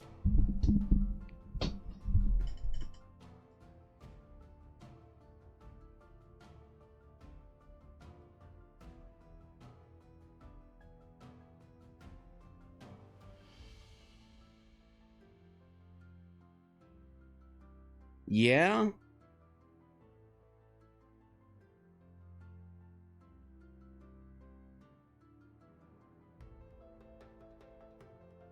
Yeah, that could be done.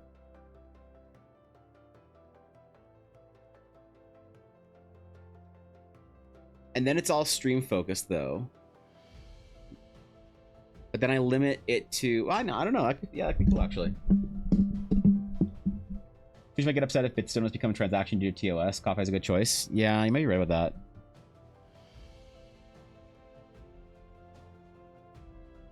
Is it hard to set up a Ko-Fi, a Ko-Fi, a Ko-Fi?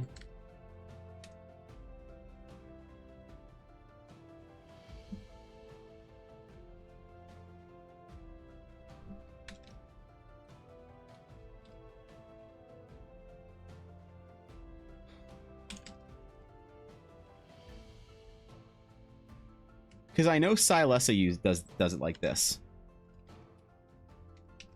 And she takes a lot of requests like that, and it seems fun to me.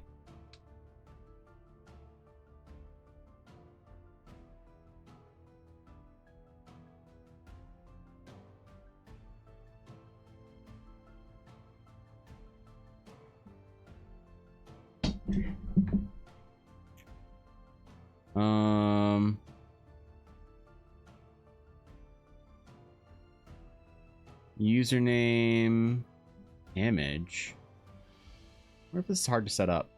I'm just curious. It'd be fun to open up like small requests like that. This again, I really miss doing it. The small commission requests that I could do in like a couple of minutes, like a 45-minute to an hour thing, were really things that made me like, I don't know. They made me like really excited about like making art every day because I didn't know what kind of requests I'd get.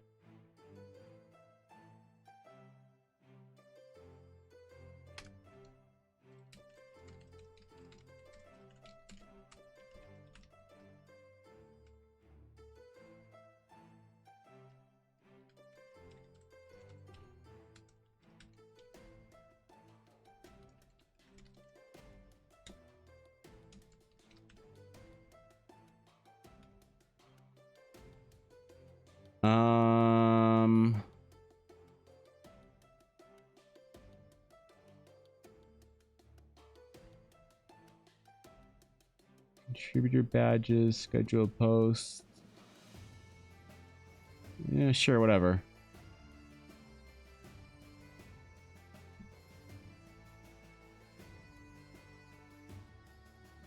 What's that?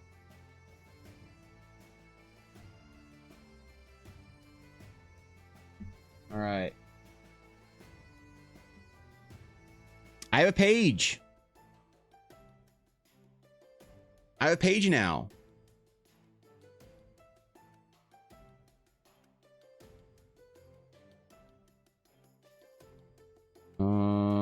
I think anyway.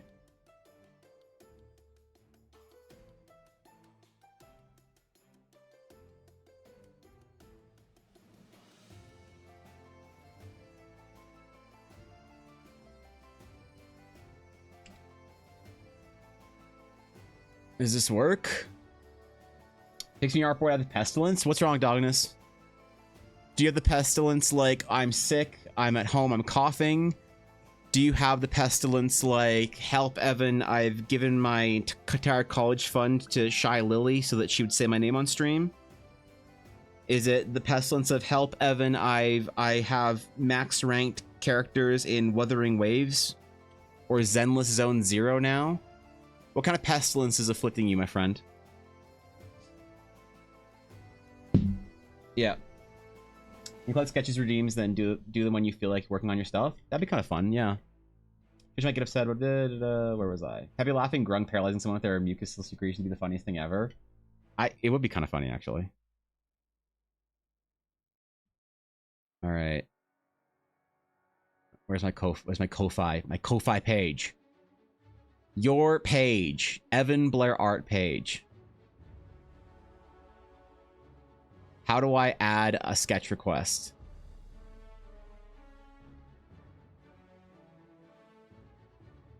How do I add a sketch request? How do I add a thing? Feed.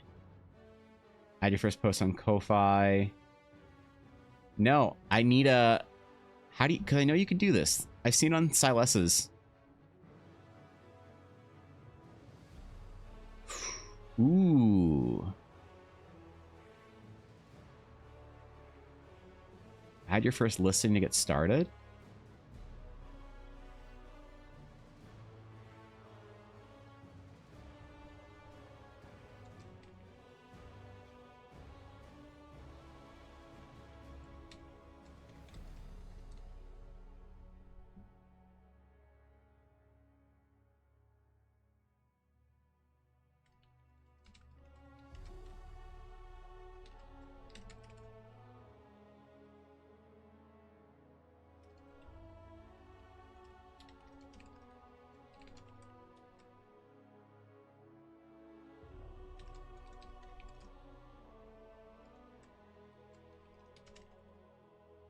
Try to focus the scope.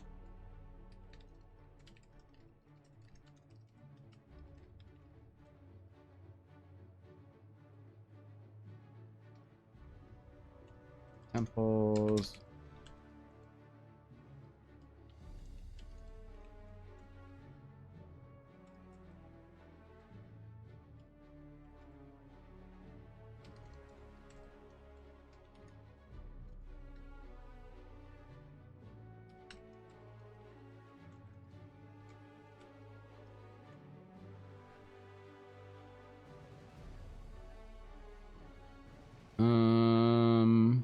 Is this where you, is this what is it does that? Oh, locations. Instruction to buyer.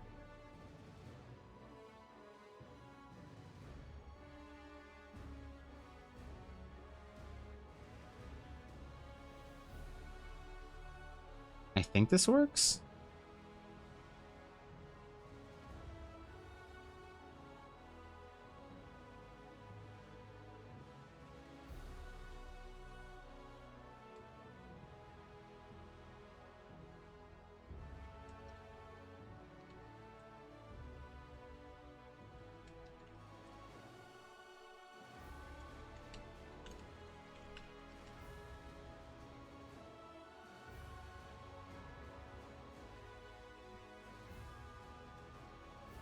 Preview image.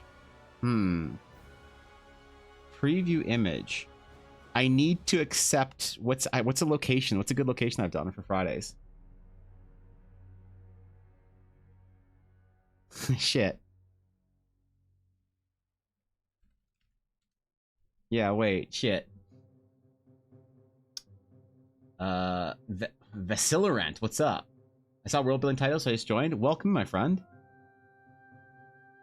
Welcome in. We're taking a brief interlude to see about setting up requests for world-building sketches. It was a good one I really liked. So be more in depth than the... The problem is, a sketch like this is not as in depth as it would be on stream. This is more like what you'll get. Yeah.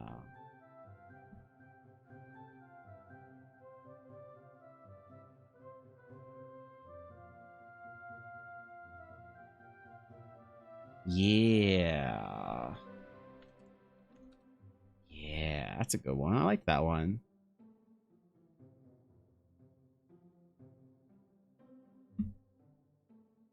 That was nice.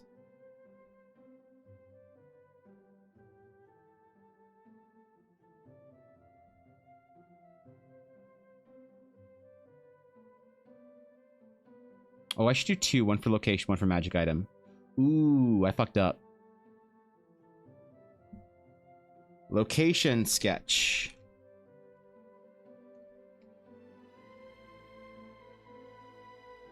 Okay.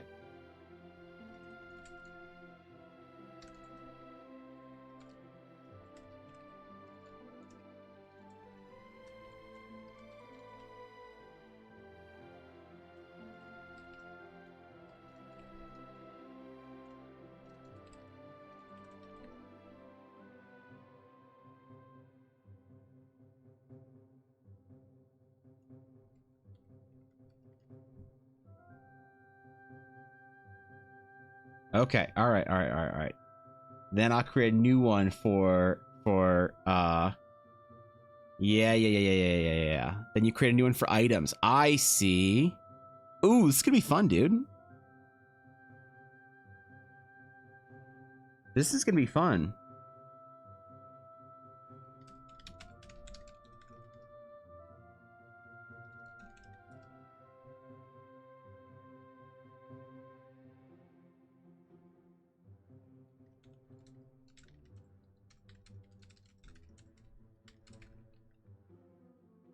All right.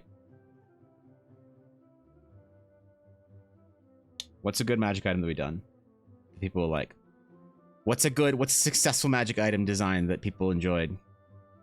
Something I can be proud of. These are locations. These are magic items. Ooh, that's a good one. These are decent. Though that's a person, not a item. Those are a person, not an item.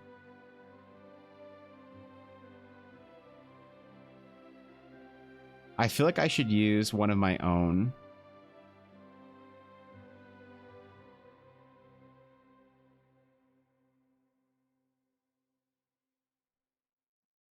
Yeah, I think I gotta use one of my own.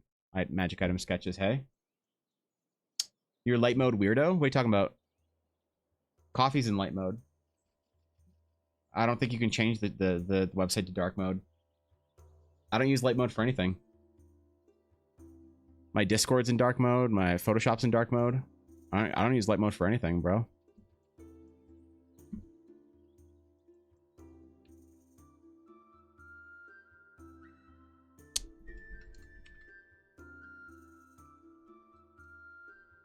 Weapon designs. That's a good one.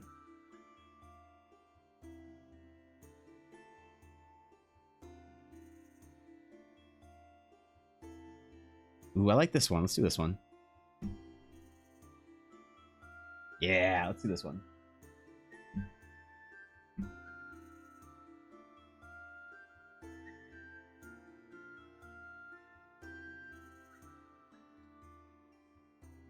Save as. Yeah, that's a good one. That is a good one. Actually, let's give it a glow. Pop it out of the background a little bit.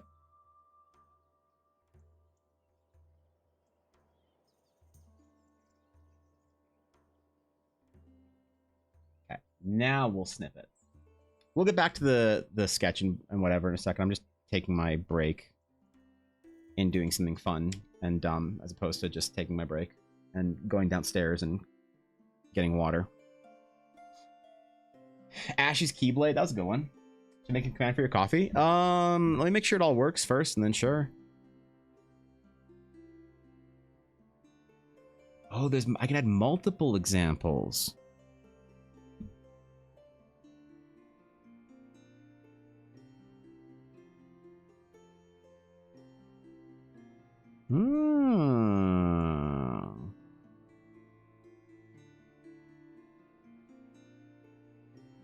Yeah. Yeah.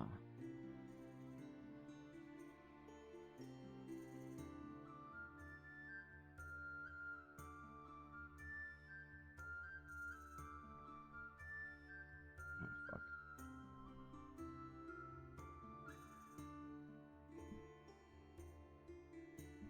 Yeah. Cool.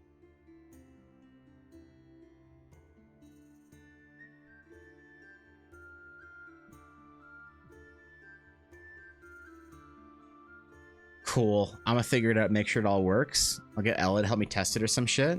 And then we'll see. You saw Mjolnir? I don't think you did, bro. You might have saw a hammer. That's an Egyptian Khopesh? You damn right it is. Yep. Damn right. Alright, cool. Anyway. Alright. I'll figure it out. I'll test it out, make sure it works. I guess Thorkin, can you just tell me if it looks like it all works from your end? Looks like it all goes through and properly shows up or whatnot? And I should add portraits as well, but that's another day. All right, where were we at on him? We were drawing his beautiful belt. I forgot.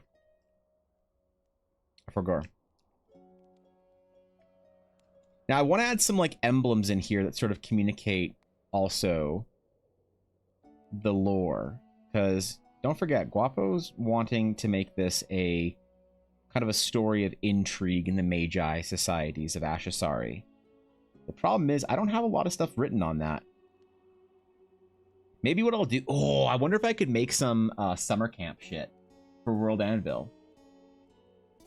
If I could make some summer camp stuff for Guapo's order. He is a... Well, I think the class is technically a wizard. But wizardry and sorcery in Eldara are pretty much the same thing. That's one of those things that I don't actually love about D&D, like world building, is that you have this like giant separation.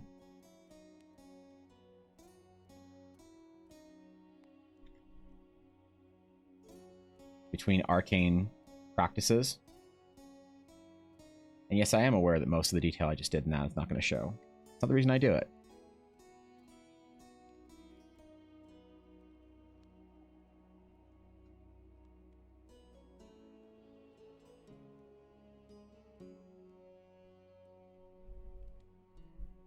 It is done so that it is lost.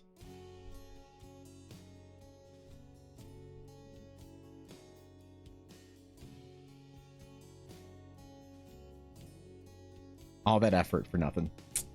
All that effort for nothing.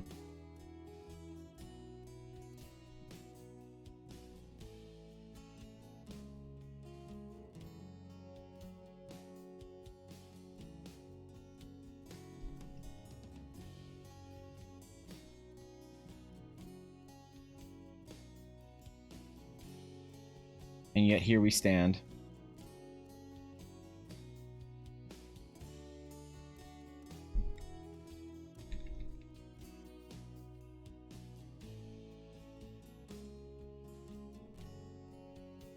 Just imagine what it'll look like when I start accepting OC commissions, Thorkin.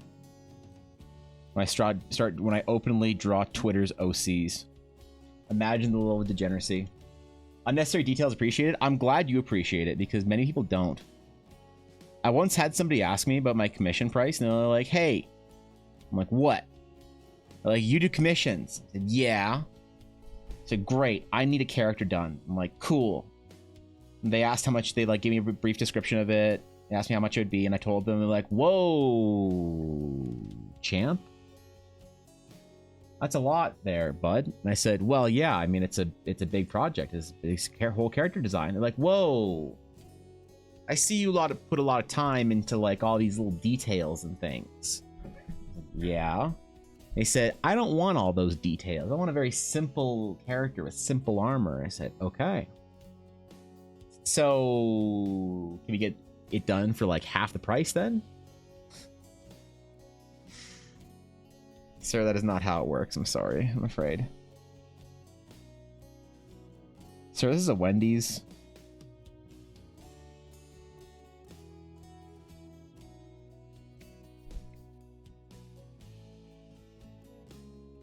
So it's a whole thing, all right?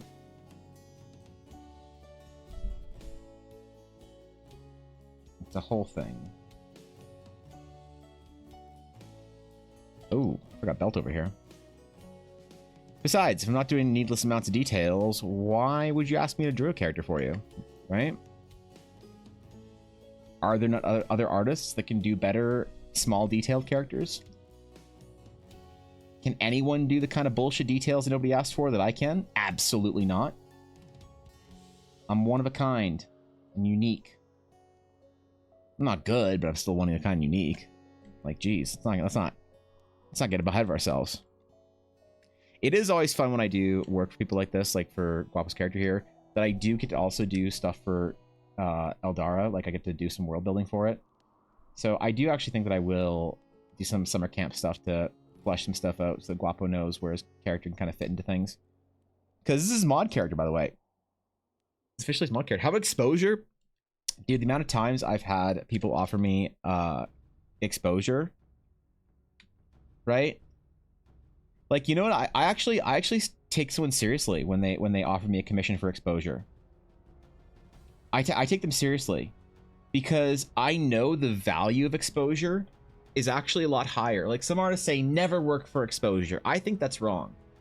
I think there are absolutely situations where you can and should work for exposure.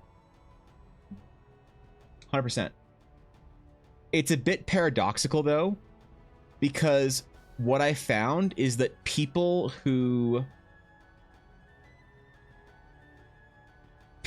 have exposure that's worth it for you generally have the cash flow to back it up. So I sometimes ask them, what kind of, like, okay, you want me to do it? And they're like, yeah, man, if you do this project for us, it's for our Kickstarter, it's going to go real well, it's whatever, it's this and that, people are going to see your art, it's going to be this big thing, it's on social media, blah, blah, blah, blah, we're going to have all these posts. Because I come from that, like, sort of marketing, online, whatever background, I know what, like, CPM is and stuff like that, and the cost of impressions are. So I'll ask someone, I'll be like, okay, cool, how many impressions do you get on your average Instagram posts? And they usually say something like, let me look that up, because they have no idea. And they're like, well, I mean, okay, so like we get like 200-ish views on an Instagram post, but like when we have this project coming out, like it's gonna be more, and it's this and that's whatever. It's like, okay, so 200 views on an Instagram post, that's probably worth around $1 in this case. Probably about $1. So you're asking me to do this thing for $1, and I'll work it through with them, or whatever the number is, because it's different depending on like what kind of following they have or whatever. And I always find it's very interesting how people respond to that. Most people don't know what their actual exposure is worth. Like, let's say Ironmost comes in my chat, and Ironmost says, wow, you have a great art style, Evan. Ironmost, am starting a new D&D game, and I would like to offer you the opportunity to draw my D&D character for me. And I'm like, oh shit. She says, yep, but I can't pay you. The budget's too tight this month. And I say, understandable. She says, but I will shout you out as the artist, and when I post on my Twitter, I'll credit you. And you look at her Twitter. I actually have no idea what Ironmost gets on impressions. Just using a random example here. Ironmost. Does it say what kind of views?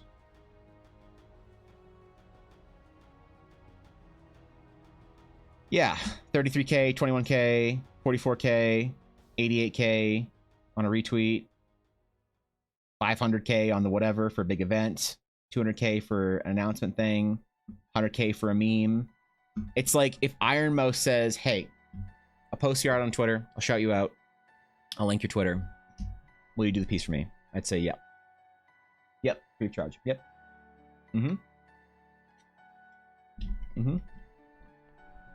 Yeah, I do it for exposure, 100%. The problem is most people overvalue what their social media presence is worth. They vastly overvalue it. And this is what makes it tough. Makes it tough to actually like have that conversation exposure, because I will have that conversation, partly because I feel like it's good. It's never good to throw away. Never treat any never. You never know when somebody who's like has the number power behind their name to actually make exposure worth it. You never want to throw away that opportunity. And then the second part of that is, you know, you do want to sometimes have a bit of an educational discussion with somebody. where you can kind of run it through its course and they really understand what needs to happen for like their quote unquote exposure to be worth it. Because maybe they will one day. Maybe it is like, okay, well, not for this Kickstarter, but like if I can get like, you know, 30,000 followers on Instagram and I get X thousands of whatever per this and that, like then I can offer that to Evan again or whoever artist, and they might think it's worthwhile, and that's great. And again, that could turn into an opportunity. And the third reason why I like running through it is because I think it's funny. I have this small sick sense of a chuckle when I see somebody who's very overconfident in what they think their social media reach is worth. Try and sort of apply that to a valuation of why you should work for free. But I don't like to tell artists don't work for exposure. You should always work for exposure if it's worth it. You'd be a fool not to get... People say, like, you can't pay for food and exposure. Well, if that exposure translates into 3 commissions that you wouldn't have gotten otherwise, and you wouldn't have been able to fill those slots otherwise, I mean, that's pretty good.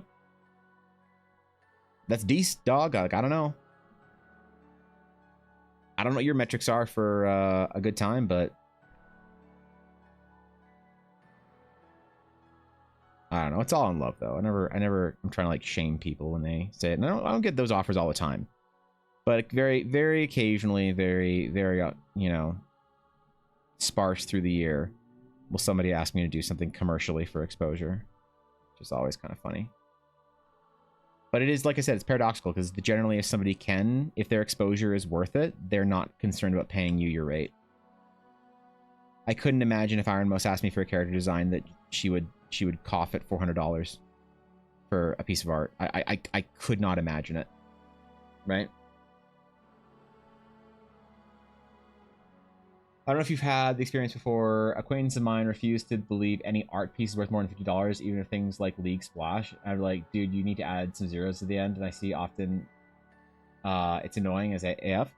I've never had anybody lowball me that hard. Whenever I've had anybody lowball me, it's always, do you know how much I could get for, or do you know how much I could get a piece that's better than what you do for? And it's always like, I don't know.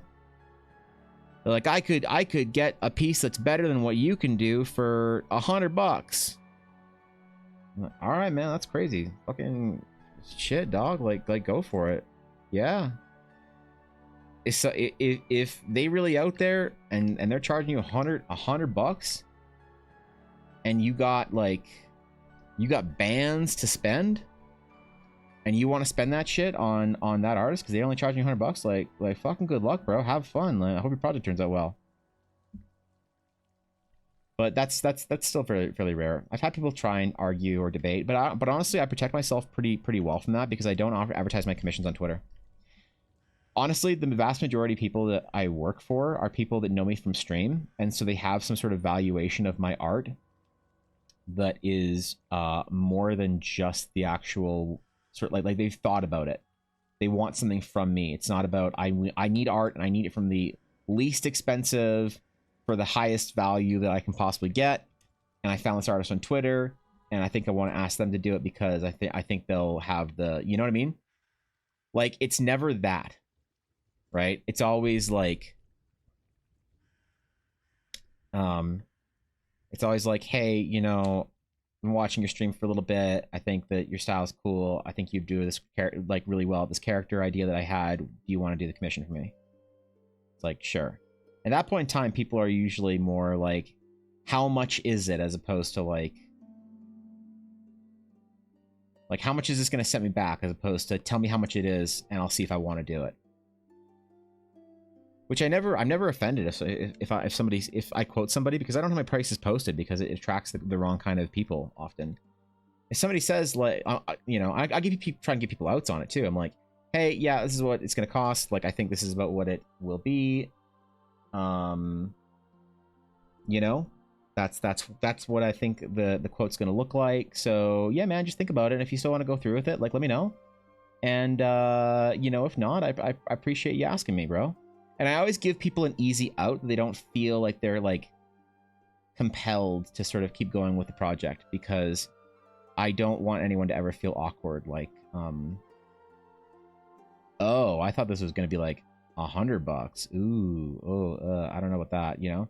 I never want that awkwardness to be there.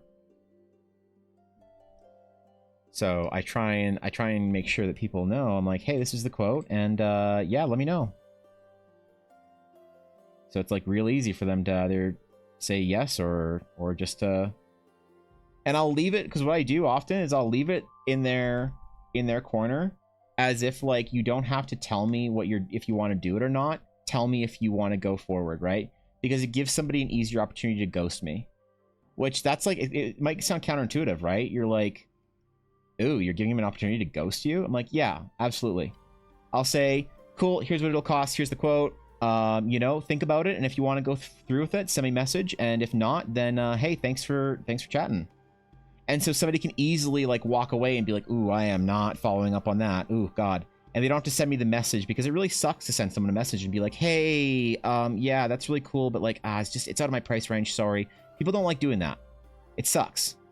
And I don't like to force people into that situation. I want to give people an out if they want the out. You know what I mean?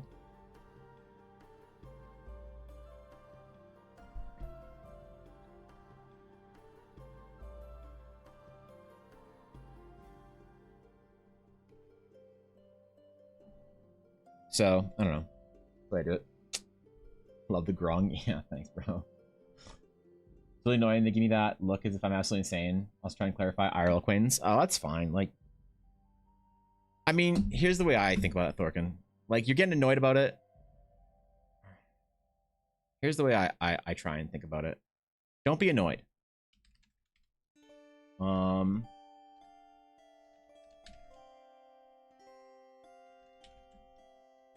Whenever you encounter that kind of person, like IRL, you just here's what you do. Here's how you sort of understand that person. This is how I understand them.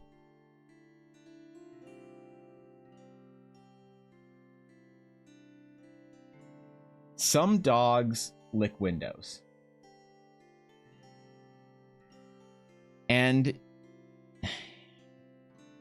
you're like, why are you like this? Like, what is wrong with you? And I think that in life, quite often, people can be window lickers too. And whenever you see a window licker, you can't try and understand why they're licking the window. It's like, what are you gonna do? You gonna get mad at your dog? Your dog's just sitting there licking the window. You're like, hey, stop that. Right? Like, you don't get mad at the dog for licking the window. They're just a window licker. You know? And like here's an entire fucking compilation. And this is that kind of thing. When somebody says something that's like so stupid or so unaware or whatever it is, that I just see in them a dog licking a fucking window. Okay, kid. Like average person, POV, you're being questioned on your prices as an artist.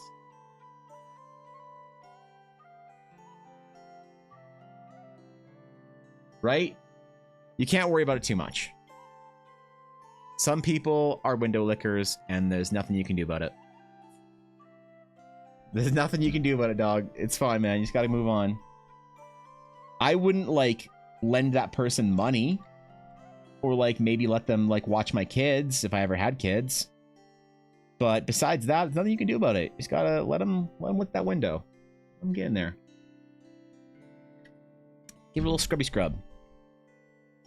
Right, Yuna? She's so hot, man. It's so warm in here. She's so lazy. She's just flopping out of the bed. I feel bad.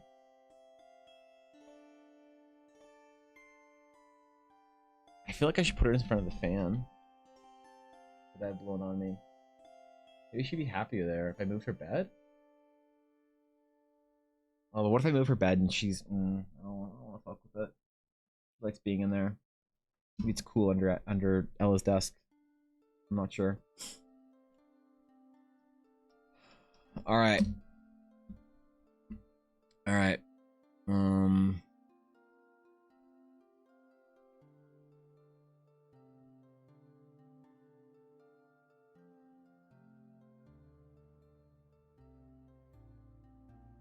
Where is...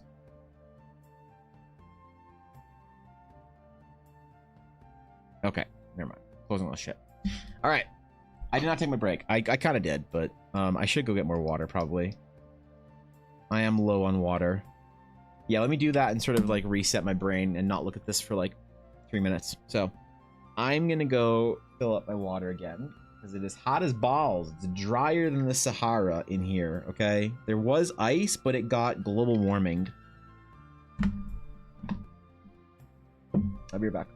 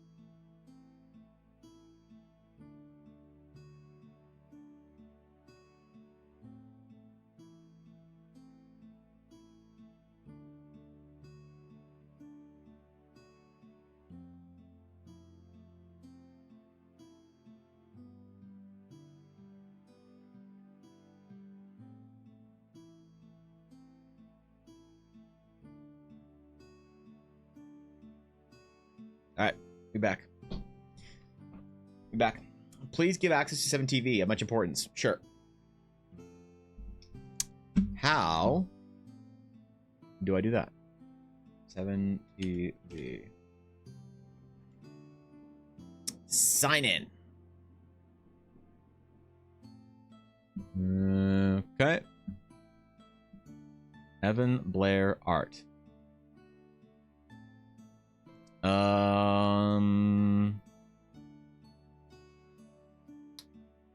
Let's see. Add an editor. Would you like to add an editor? Through the Blaze.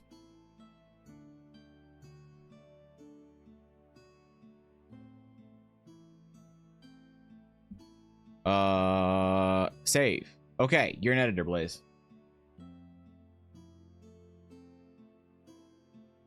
I don't know what that does, but you have it now. What's on 7TV?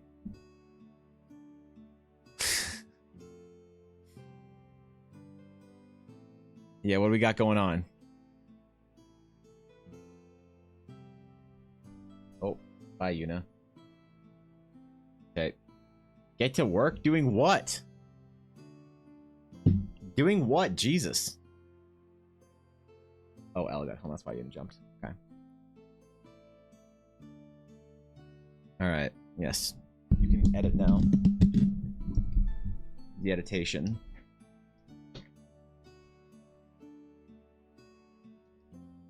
Belt. That's where we're at now. Okay.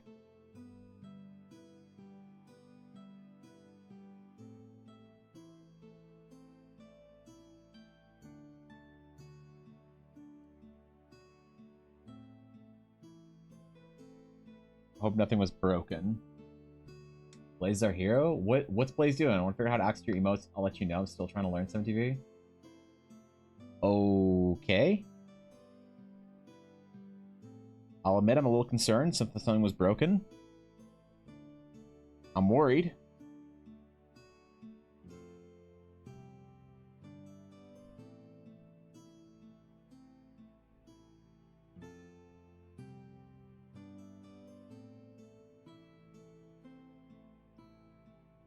Okay. I do think 7TV is far superior to BTTV. Especially because it's free for the same features. I don't really know what 7TV Pro gets you, but I don't think it's worth it. I think 7TV Pro is more designed for the chatter than the streamer, which I think is a better way of monetizing it. I'll be very honest. I think it's better. I think it's the superior monetization strategy. What was on this belt? There was a bag hanging off the side.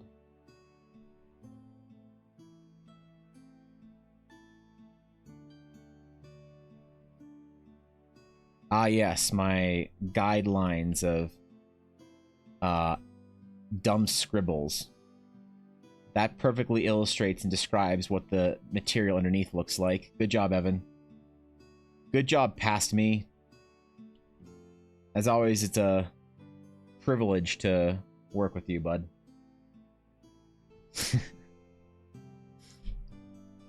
Yeah.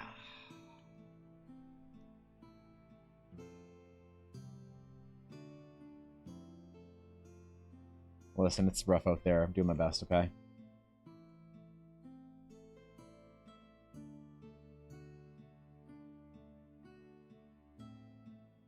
Wish I had recorded the process for this. Wish I had started recording the process for it. I've really felt, honestly, quite pleased with recording process for TikToks. It's like kind of rejuvenated part of the creative process for me a little bit, which is like kind of silly. As a creative, your reward structure should be internal, not external. There's something fun about it. Not even just like getting likes and shit. There's something about the process of making the video and the satisfaction of seeing it at completion. It's more satisfying than just getting likes on TikTok or whatever. But I will admit, it is nice to see, you know,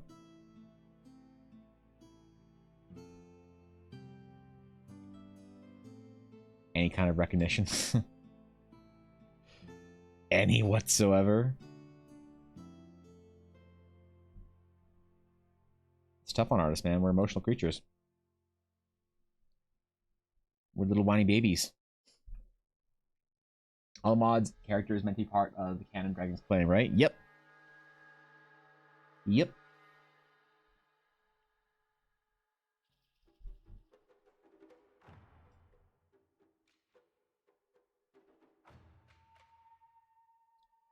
They are indeed.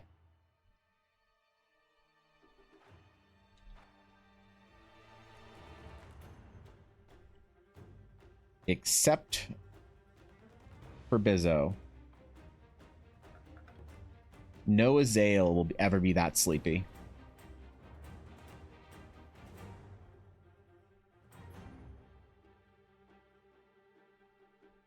No one would believe it. But I said, no, it's true. The character's based off of a friend of mine. She's just really tired all the time. People would say, nah, no one's that tired. You'd have to be tired all the time. You say, it's true. I swear it's true. You haven't met her yet. She's just always tired, man. I zone out for a minute. I rest my case. I rest my case. Holy shit. See?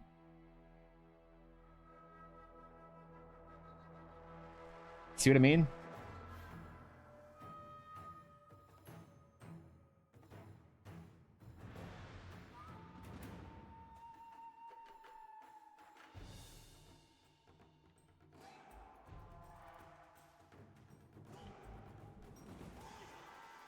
Maybe not Ella either.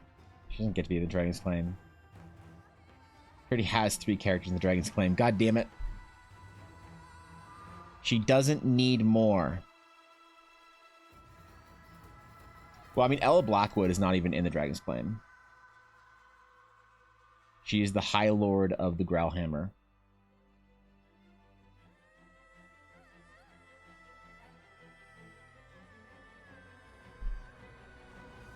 So,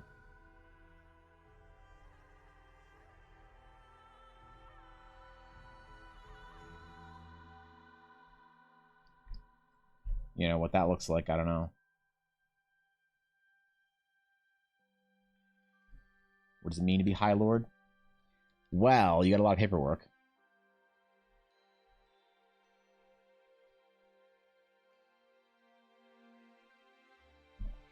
All this sketching just for a base to paint off of. Seems like a waste, doesn't it? It's okay. Promise Guapo real painting. So I'm going through the process of it. The excruciating, painstaking process to actually make a real good painting. I want this to be the example. So that I can take commissions for this level of painting in the future. Which I do need to kind of be collecting examples right now of projects. Like, I need to do a character design of a male character, for God's sakes. I need someone to actually commission me for a basic character design sketch of a male character, so I just don't have, like Ella, Amelia, Charlotte, just all these characters lined up, you know? Otter, thank you for the follow. Welcome. Welcome in, friend. Good to have you.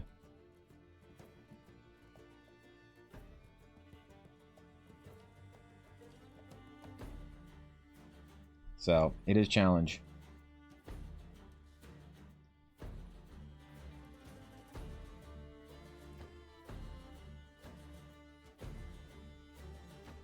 Okay.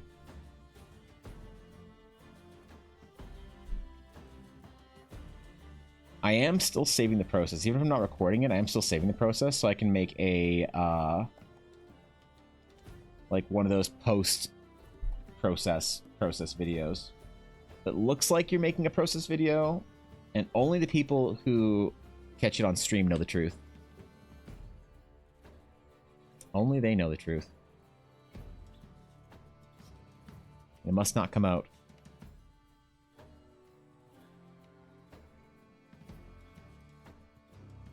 I don't know if we'll get a chance to put his daggers in here. I kind of have to, but... I'll put like one in here. I don't know if we can show both. Probably don't have the ability to show both, unfortunately. You what your case? I rest my case. Rest my case. Didn't you present Elle's character more as a Dragon's Claim co-owner along with your character? Yeah, that's Alera and Endrick. But people think that Ella's like main canonical character in sort of D&D is like singular. They think like, oh, it's Ella Blackwood because that's what her Twitch name is named after. Ella Blackwood was just one of her first characters. Amelia Hearthwood was her first character. Then Lyria Galecrest, and then her pirate, which is also named Alera. We're not going to talk about that. And then finally, her character Alera. I still haven't figured out what I want for her story because Ella said, "Hey, pick whatever you want for the story. Let me know what class I am. Surprise me." So I got to figure out what kind of story I want to tell for Endrick and Ella. Well, Endrick and Alera. I think she's going to be a paladin. I'm not 100% sure. She's either going to be a paladin or in some way loosely related to an astral order. I'm pretty sure she's going to be a paladin, like an astral paladin. Whatever the astral subclasses I make for paladins, I'm pretty sure that's what she's going to be. Don't 100% know yet, but I don't have the class built, right? Have a dagger flipping in the air? A dagger flipping in the air? He has to be flipping a dagger as well? I like the idea. I can't make sense of how that would look in my mind. I'll be very honest with my brother.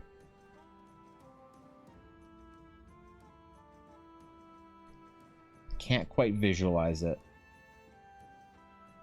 I don't think we're quite seeing the same thing here.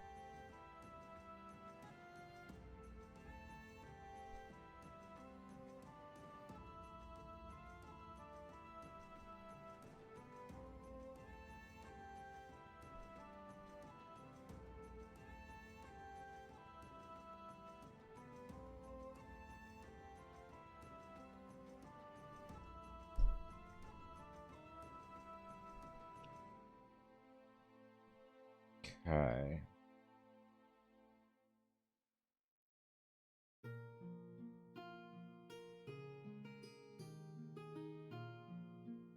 I mean, shit's coming along, man. We're getting there slowly but steadily. All this for a sketch that'll eventually just be an approval sketch.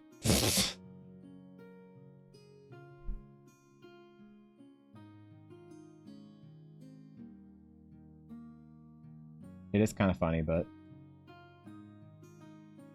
that's the process for big paintings, right?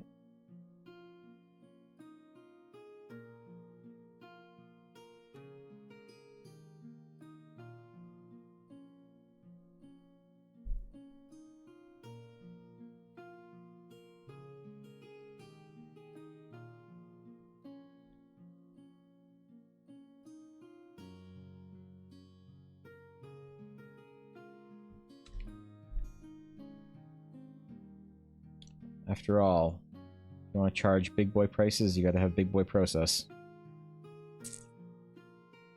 Okay. Got some interesting patterning on the robe.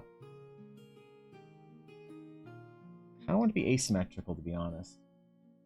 To be quite frank. Astral Juggernaut? What's an Astral Juggernaut? An Astral Oath Paladin that wields an Astral Steel Sword? No, they couldn't have Astral Steel, unfortunately. That's an identity that is stuck with the Astral Knights.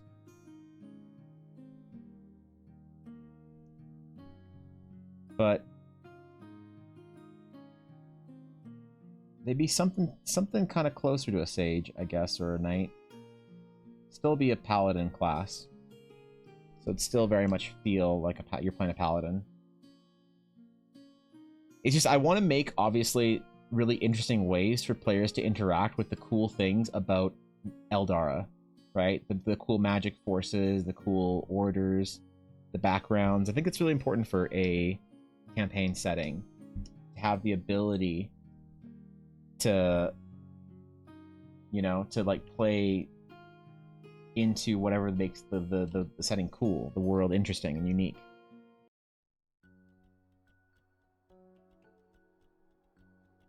It's very important, I think, for getting players into the setting and getting them like engaged and invested. Is it barbarian subclass? Okay, I see. Well, I did want to make a subclass for each class, you know, that was a Eldara specific sort of astral power aligned thing. Because like there's many practitioners of astral magic in the world. Sages are just the sort of the main ones. But like within the orders there would be something similar to a monk. You know?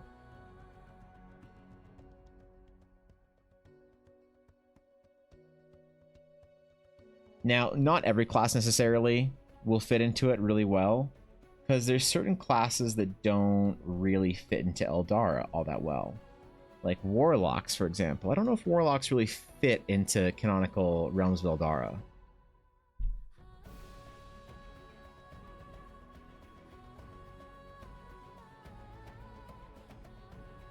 Yeah, I don't know about that. Stellar Overseer for Warlocks?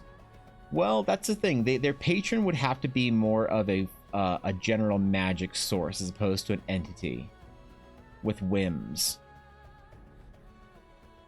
There aren't great spirits like that that are sort of interested in giving power to people.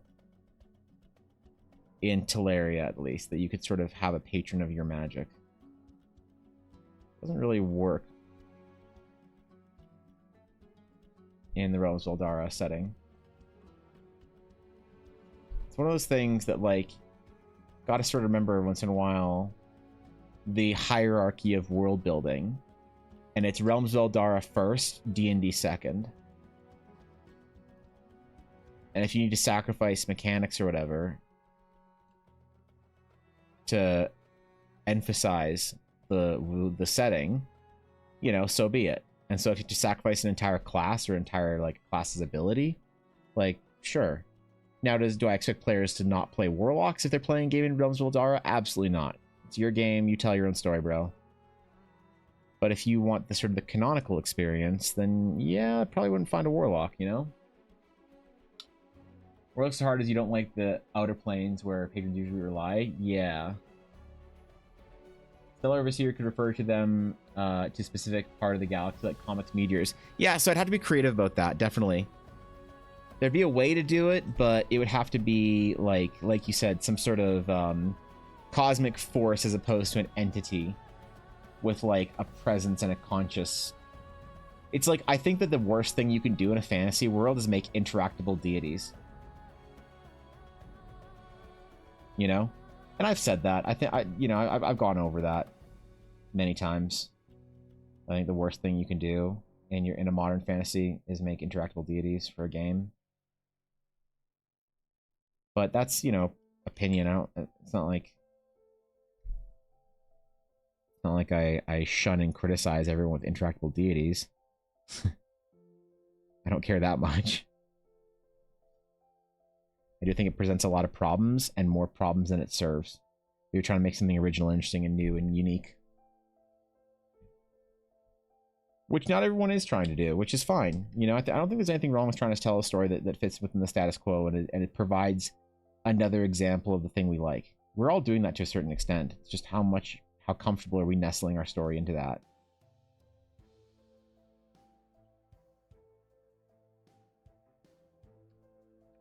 It's not like you're some super unique special little flower because you thought up a new idea for how to handle this or that thing in your world. You're just a man. You're just a man, Marcus Aurelius. You're just a man.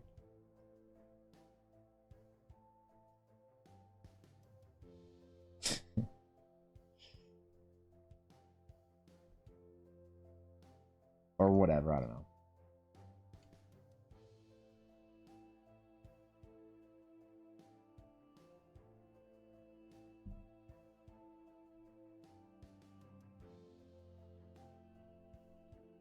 Trying to wrangle these lines, man.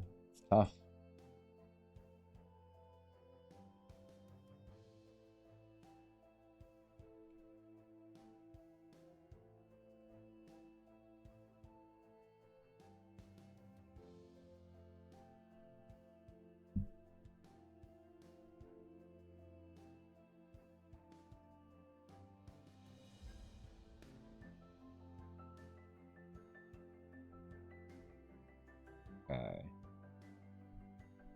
want to do lots of patterns on these.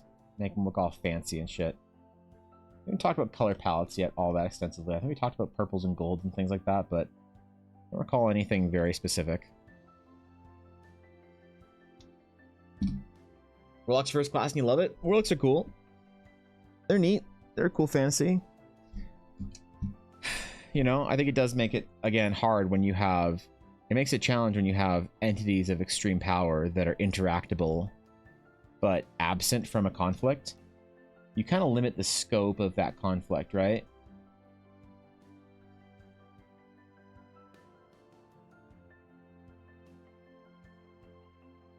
Like, imagine if you had Lord of the Rings, but Maiar and Valar were everywhere.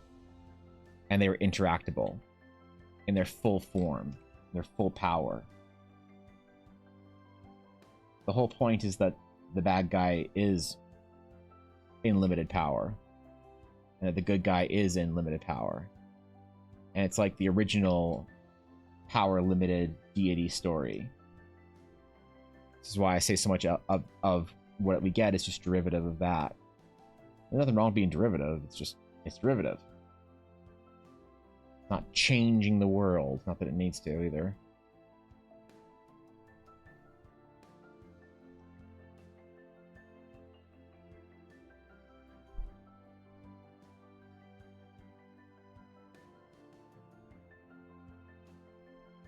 This is a little messy. It's okay.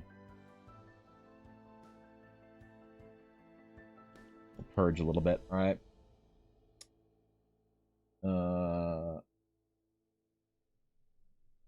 All of that blaze so you could add pause champ. I'm impressed. When we're like using a little bit of their patron powers. That's fair.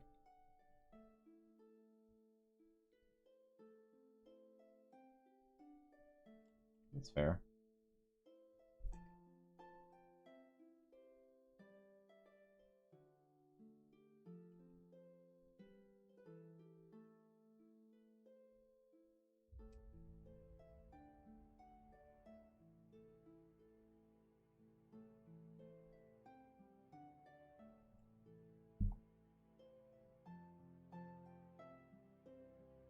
Okay.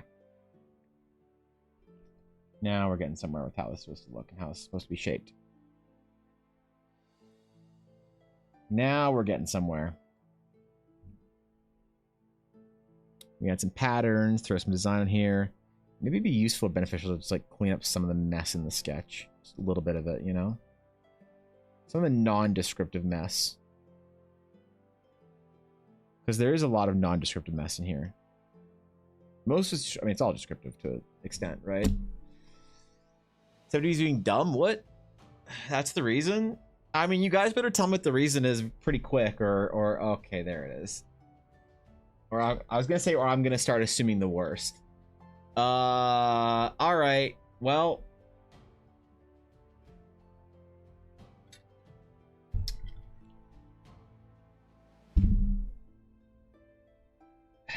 yep.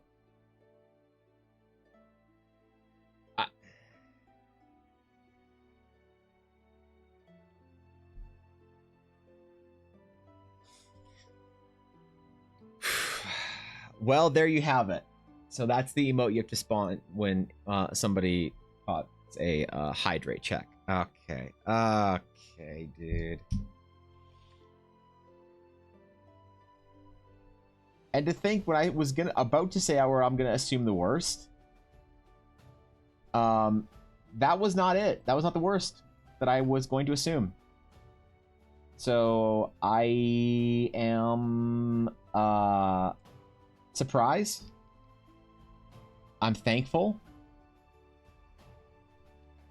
And I know how bad it could have been. So thank you, Bisley. What is the worst? Don't worry about it. Yeah, don't worry about it. Don't even worry about it. That's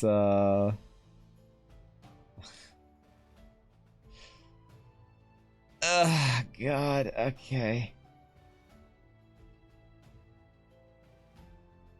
Oh boy. All right.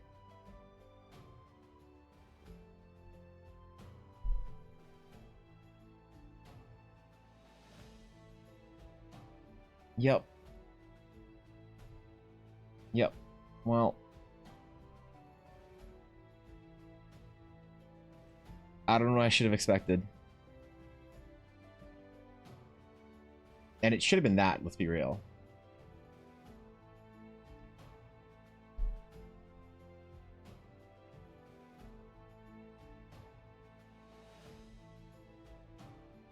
To be very honest.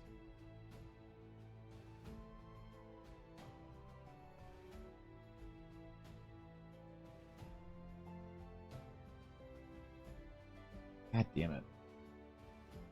Wait, the Withers version? Stop. No Withers is necessary, thank you.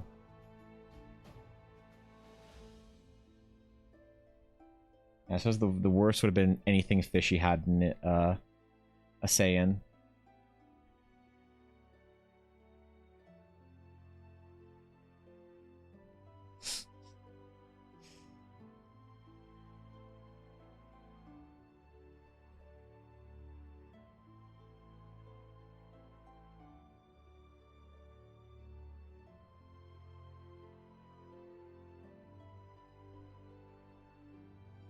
Let me put some... Papa, did we ever say where Gideon was from? Is he from Novalia or is he from Ashasari? Did he grow up in the Elven world or did he grow up in the human kingdoms? I feel like I want to add a little bit of flair. It's either Novalian or Asarian.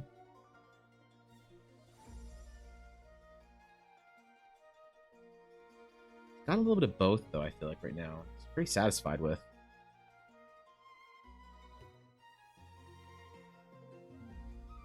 I was thinking about giving him more of a serious expression. The smile is kind of fun, but I think it might work better if he's more serious. I don't know. You haven't a good enough grasp of geography? That's fair. Well, he's going to school in the Elvish kingdoms. The frustration of a human growing up around elves, it creates conflict. Yeah, it definitely could. The elves are a little bit more insular. Like elves living with humans is more common than humans living with elves. Mostly because elves are just less accommodating for people outside their culture. They're not like mad about it or anything. They're just less accommodating. Like you can go live with the elves if you can speak Elvari and stuff and whatever. It's like I don't care. They're not gonna be mad, but like you have to speak their language. You have to, you know, they're not very like naturally multicultural or whatever. So there is that, I guess, that drama.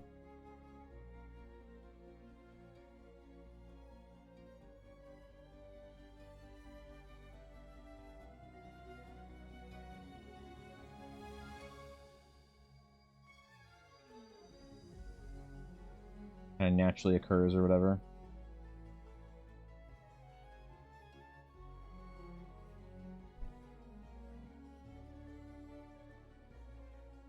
Depending on how dramatic we want to be. Eventually, once all the mods have a character that they want to play, not art for it, but just have like it picked out and classes written and stuff and backgrounds, I do want to play a big game where all the mods go on a big adventure. I was trying to figure out how they all got to the Dragon's Claim eventually is the tough part. The one I'm most curious about is Eilis and Bizzo. How they got to the Dragon's Claim.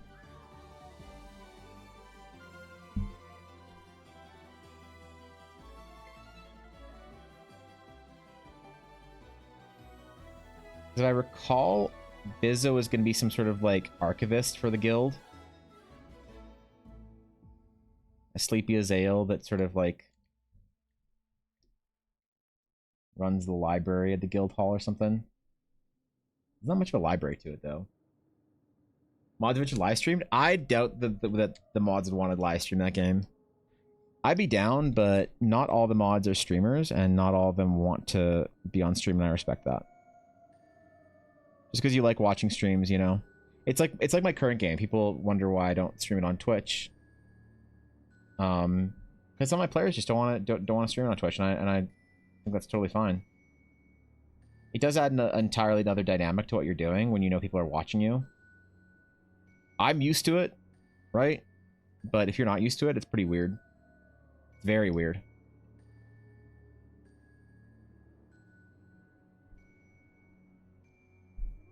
Your character fell asleep during the travels and ended up there randomly? Well, something like that, I guess. This character is like kind of from Fairy Tail. I don't know Fairy Tail well enough, unfortunately. Fairy Tail Kana.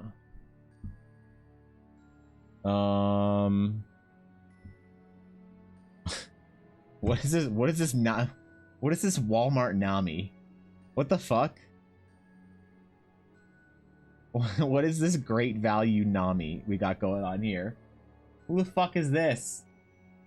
The shit? What is this? What is this discount bargain bin Nami at home bullshit? I'll take it. All right, cool. Yeah, got it. Got it. Is that cricket one with Fishy? No, my other game. One with Ella.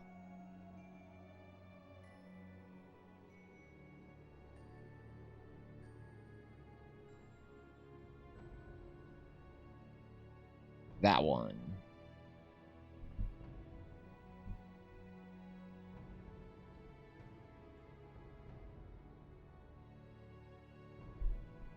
So sits around drinking all the time, not really doing anything. But we need to have some.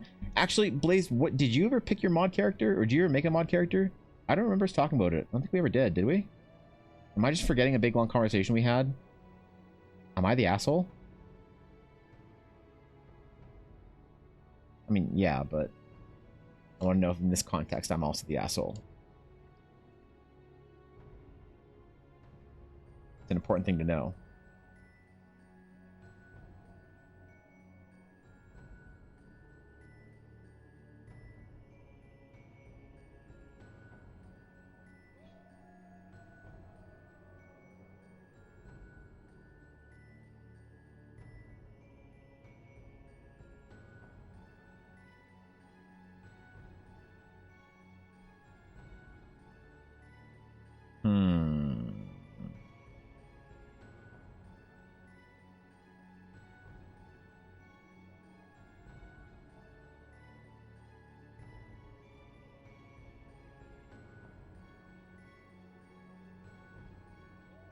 Really want to get that dagger in there.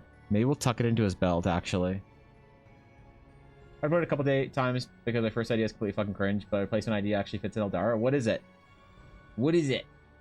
Back for the walk, 12k today? That's pretty impressive, Venus. Fuck yeah. That's pretty good.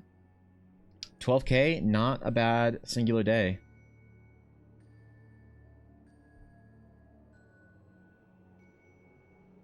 I'm gonna be going with for a walk with Ella after stream today, after we get some stuff done.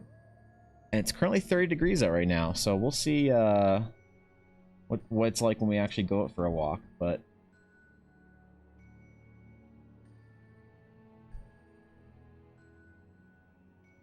here's if someone is mowing a lawn nearby. I hope I don't have to close my window because it's too fucking hot for that shit. It's too hot. I can't do it.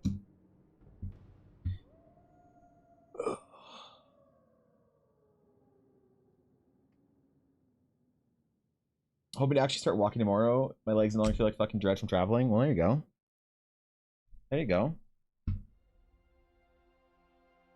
Okay, I need to sit for a minute. I need to like take this in. I need to observe my own creation. Bask in its presence. Bask in handsome Gideon.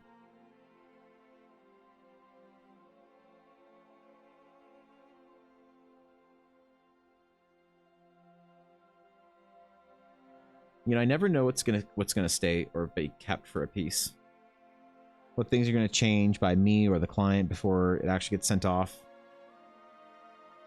for the final approval and then painted.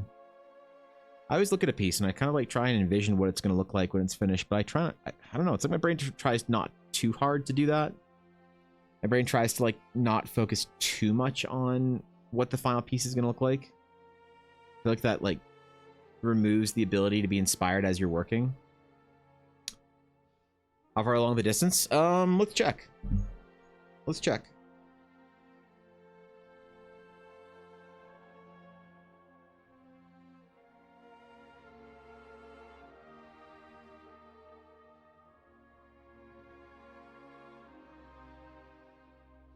I am about 130 kilometers in, which is about 80 miles. So, oh, I'm at like about the halfway point. I just passed it. So there you go.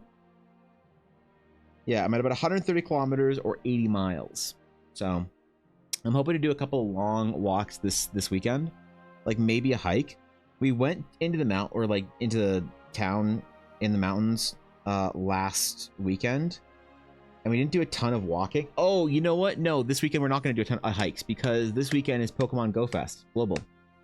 So we are going to be going to a mall and playing Pokemon Go. So that's what we're going to do.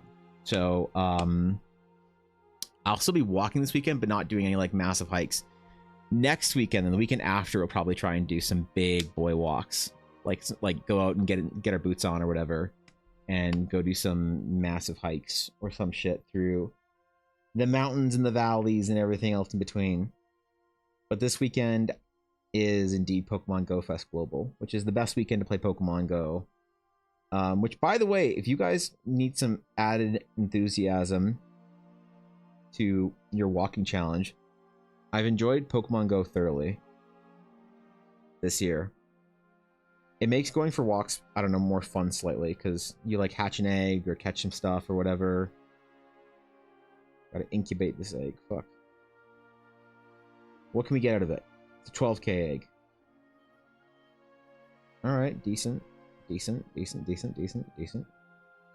Yeah, I don't know. I've been enjoying it. You're also at 120k. That's impressive, bro. More than 10k a day average is huge. Even 10k a day average is huge. Like, what would that be? That'd be if you do 10k average every single day. Or let's just say 11k, because I think you're about there. 11k, that's what's 330-ish. 330 kilometers to miles would be 205 miles. So if you walk 11k per day, you'll walk more than 200 miles this month. There's no badge for 200 miles. That's just far exceeding the challenge. If you want to exceed the challenge that hard, I guess. I don't know. So he's very studious half-elf. He gets annoyed by Biz's character for being a lazy drunkard. Wait, she drinks? I thought she just napped it all the time.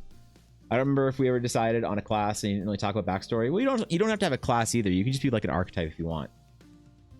You would go 240 miles? No way, dude. That's too hard. 240 miles. I mean, what is that in kilometers?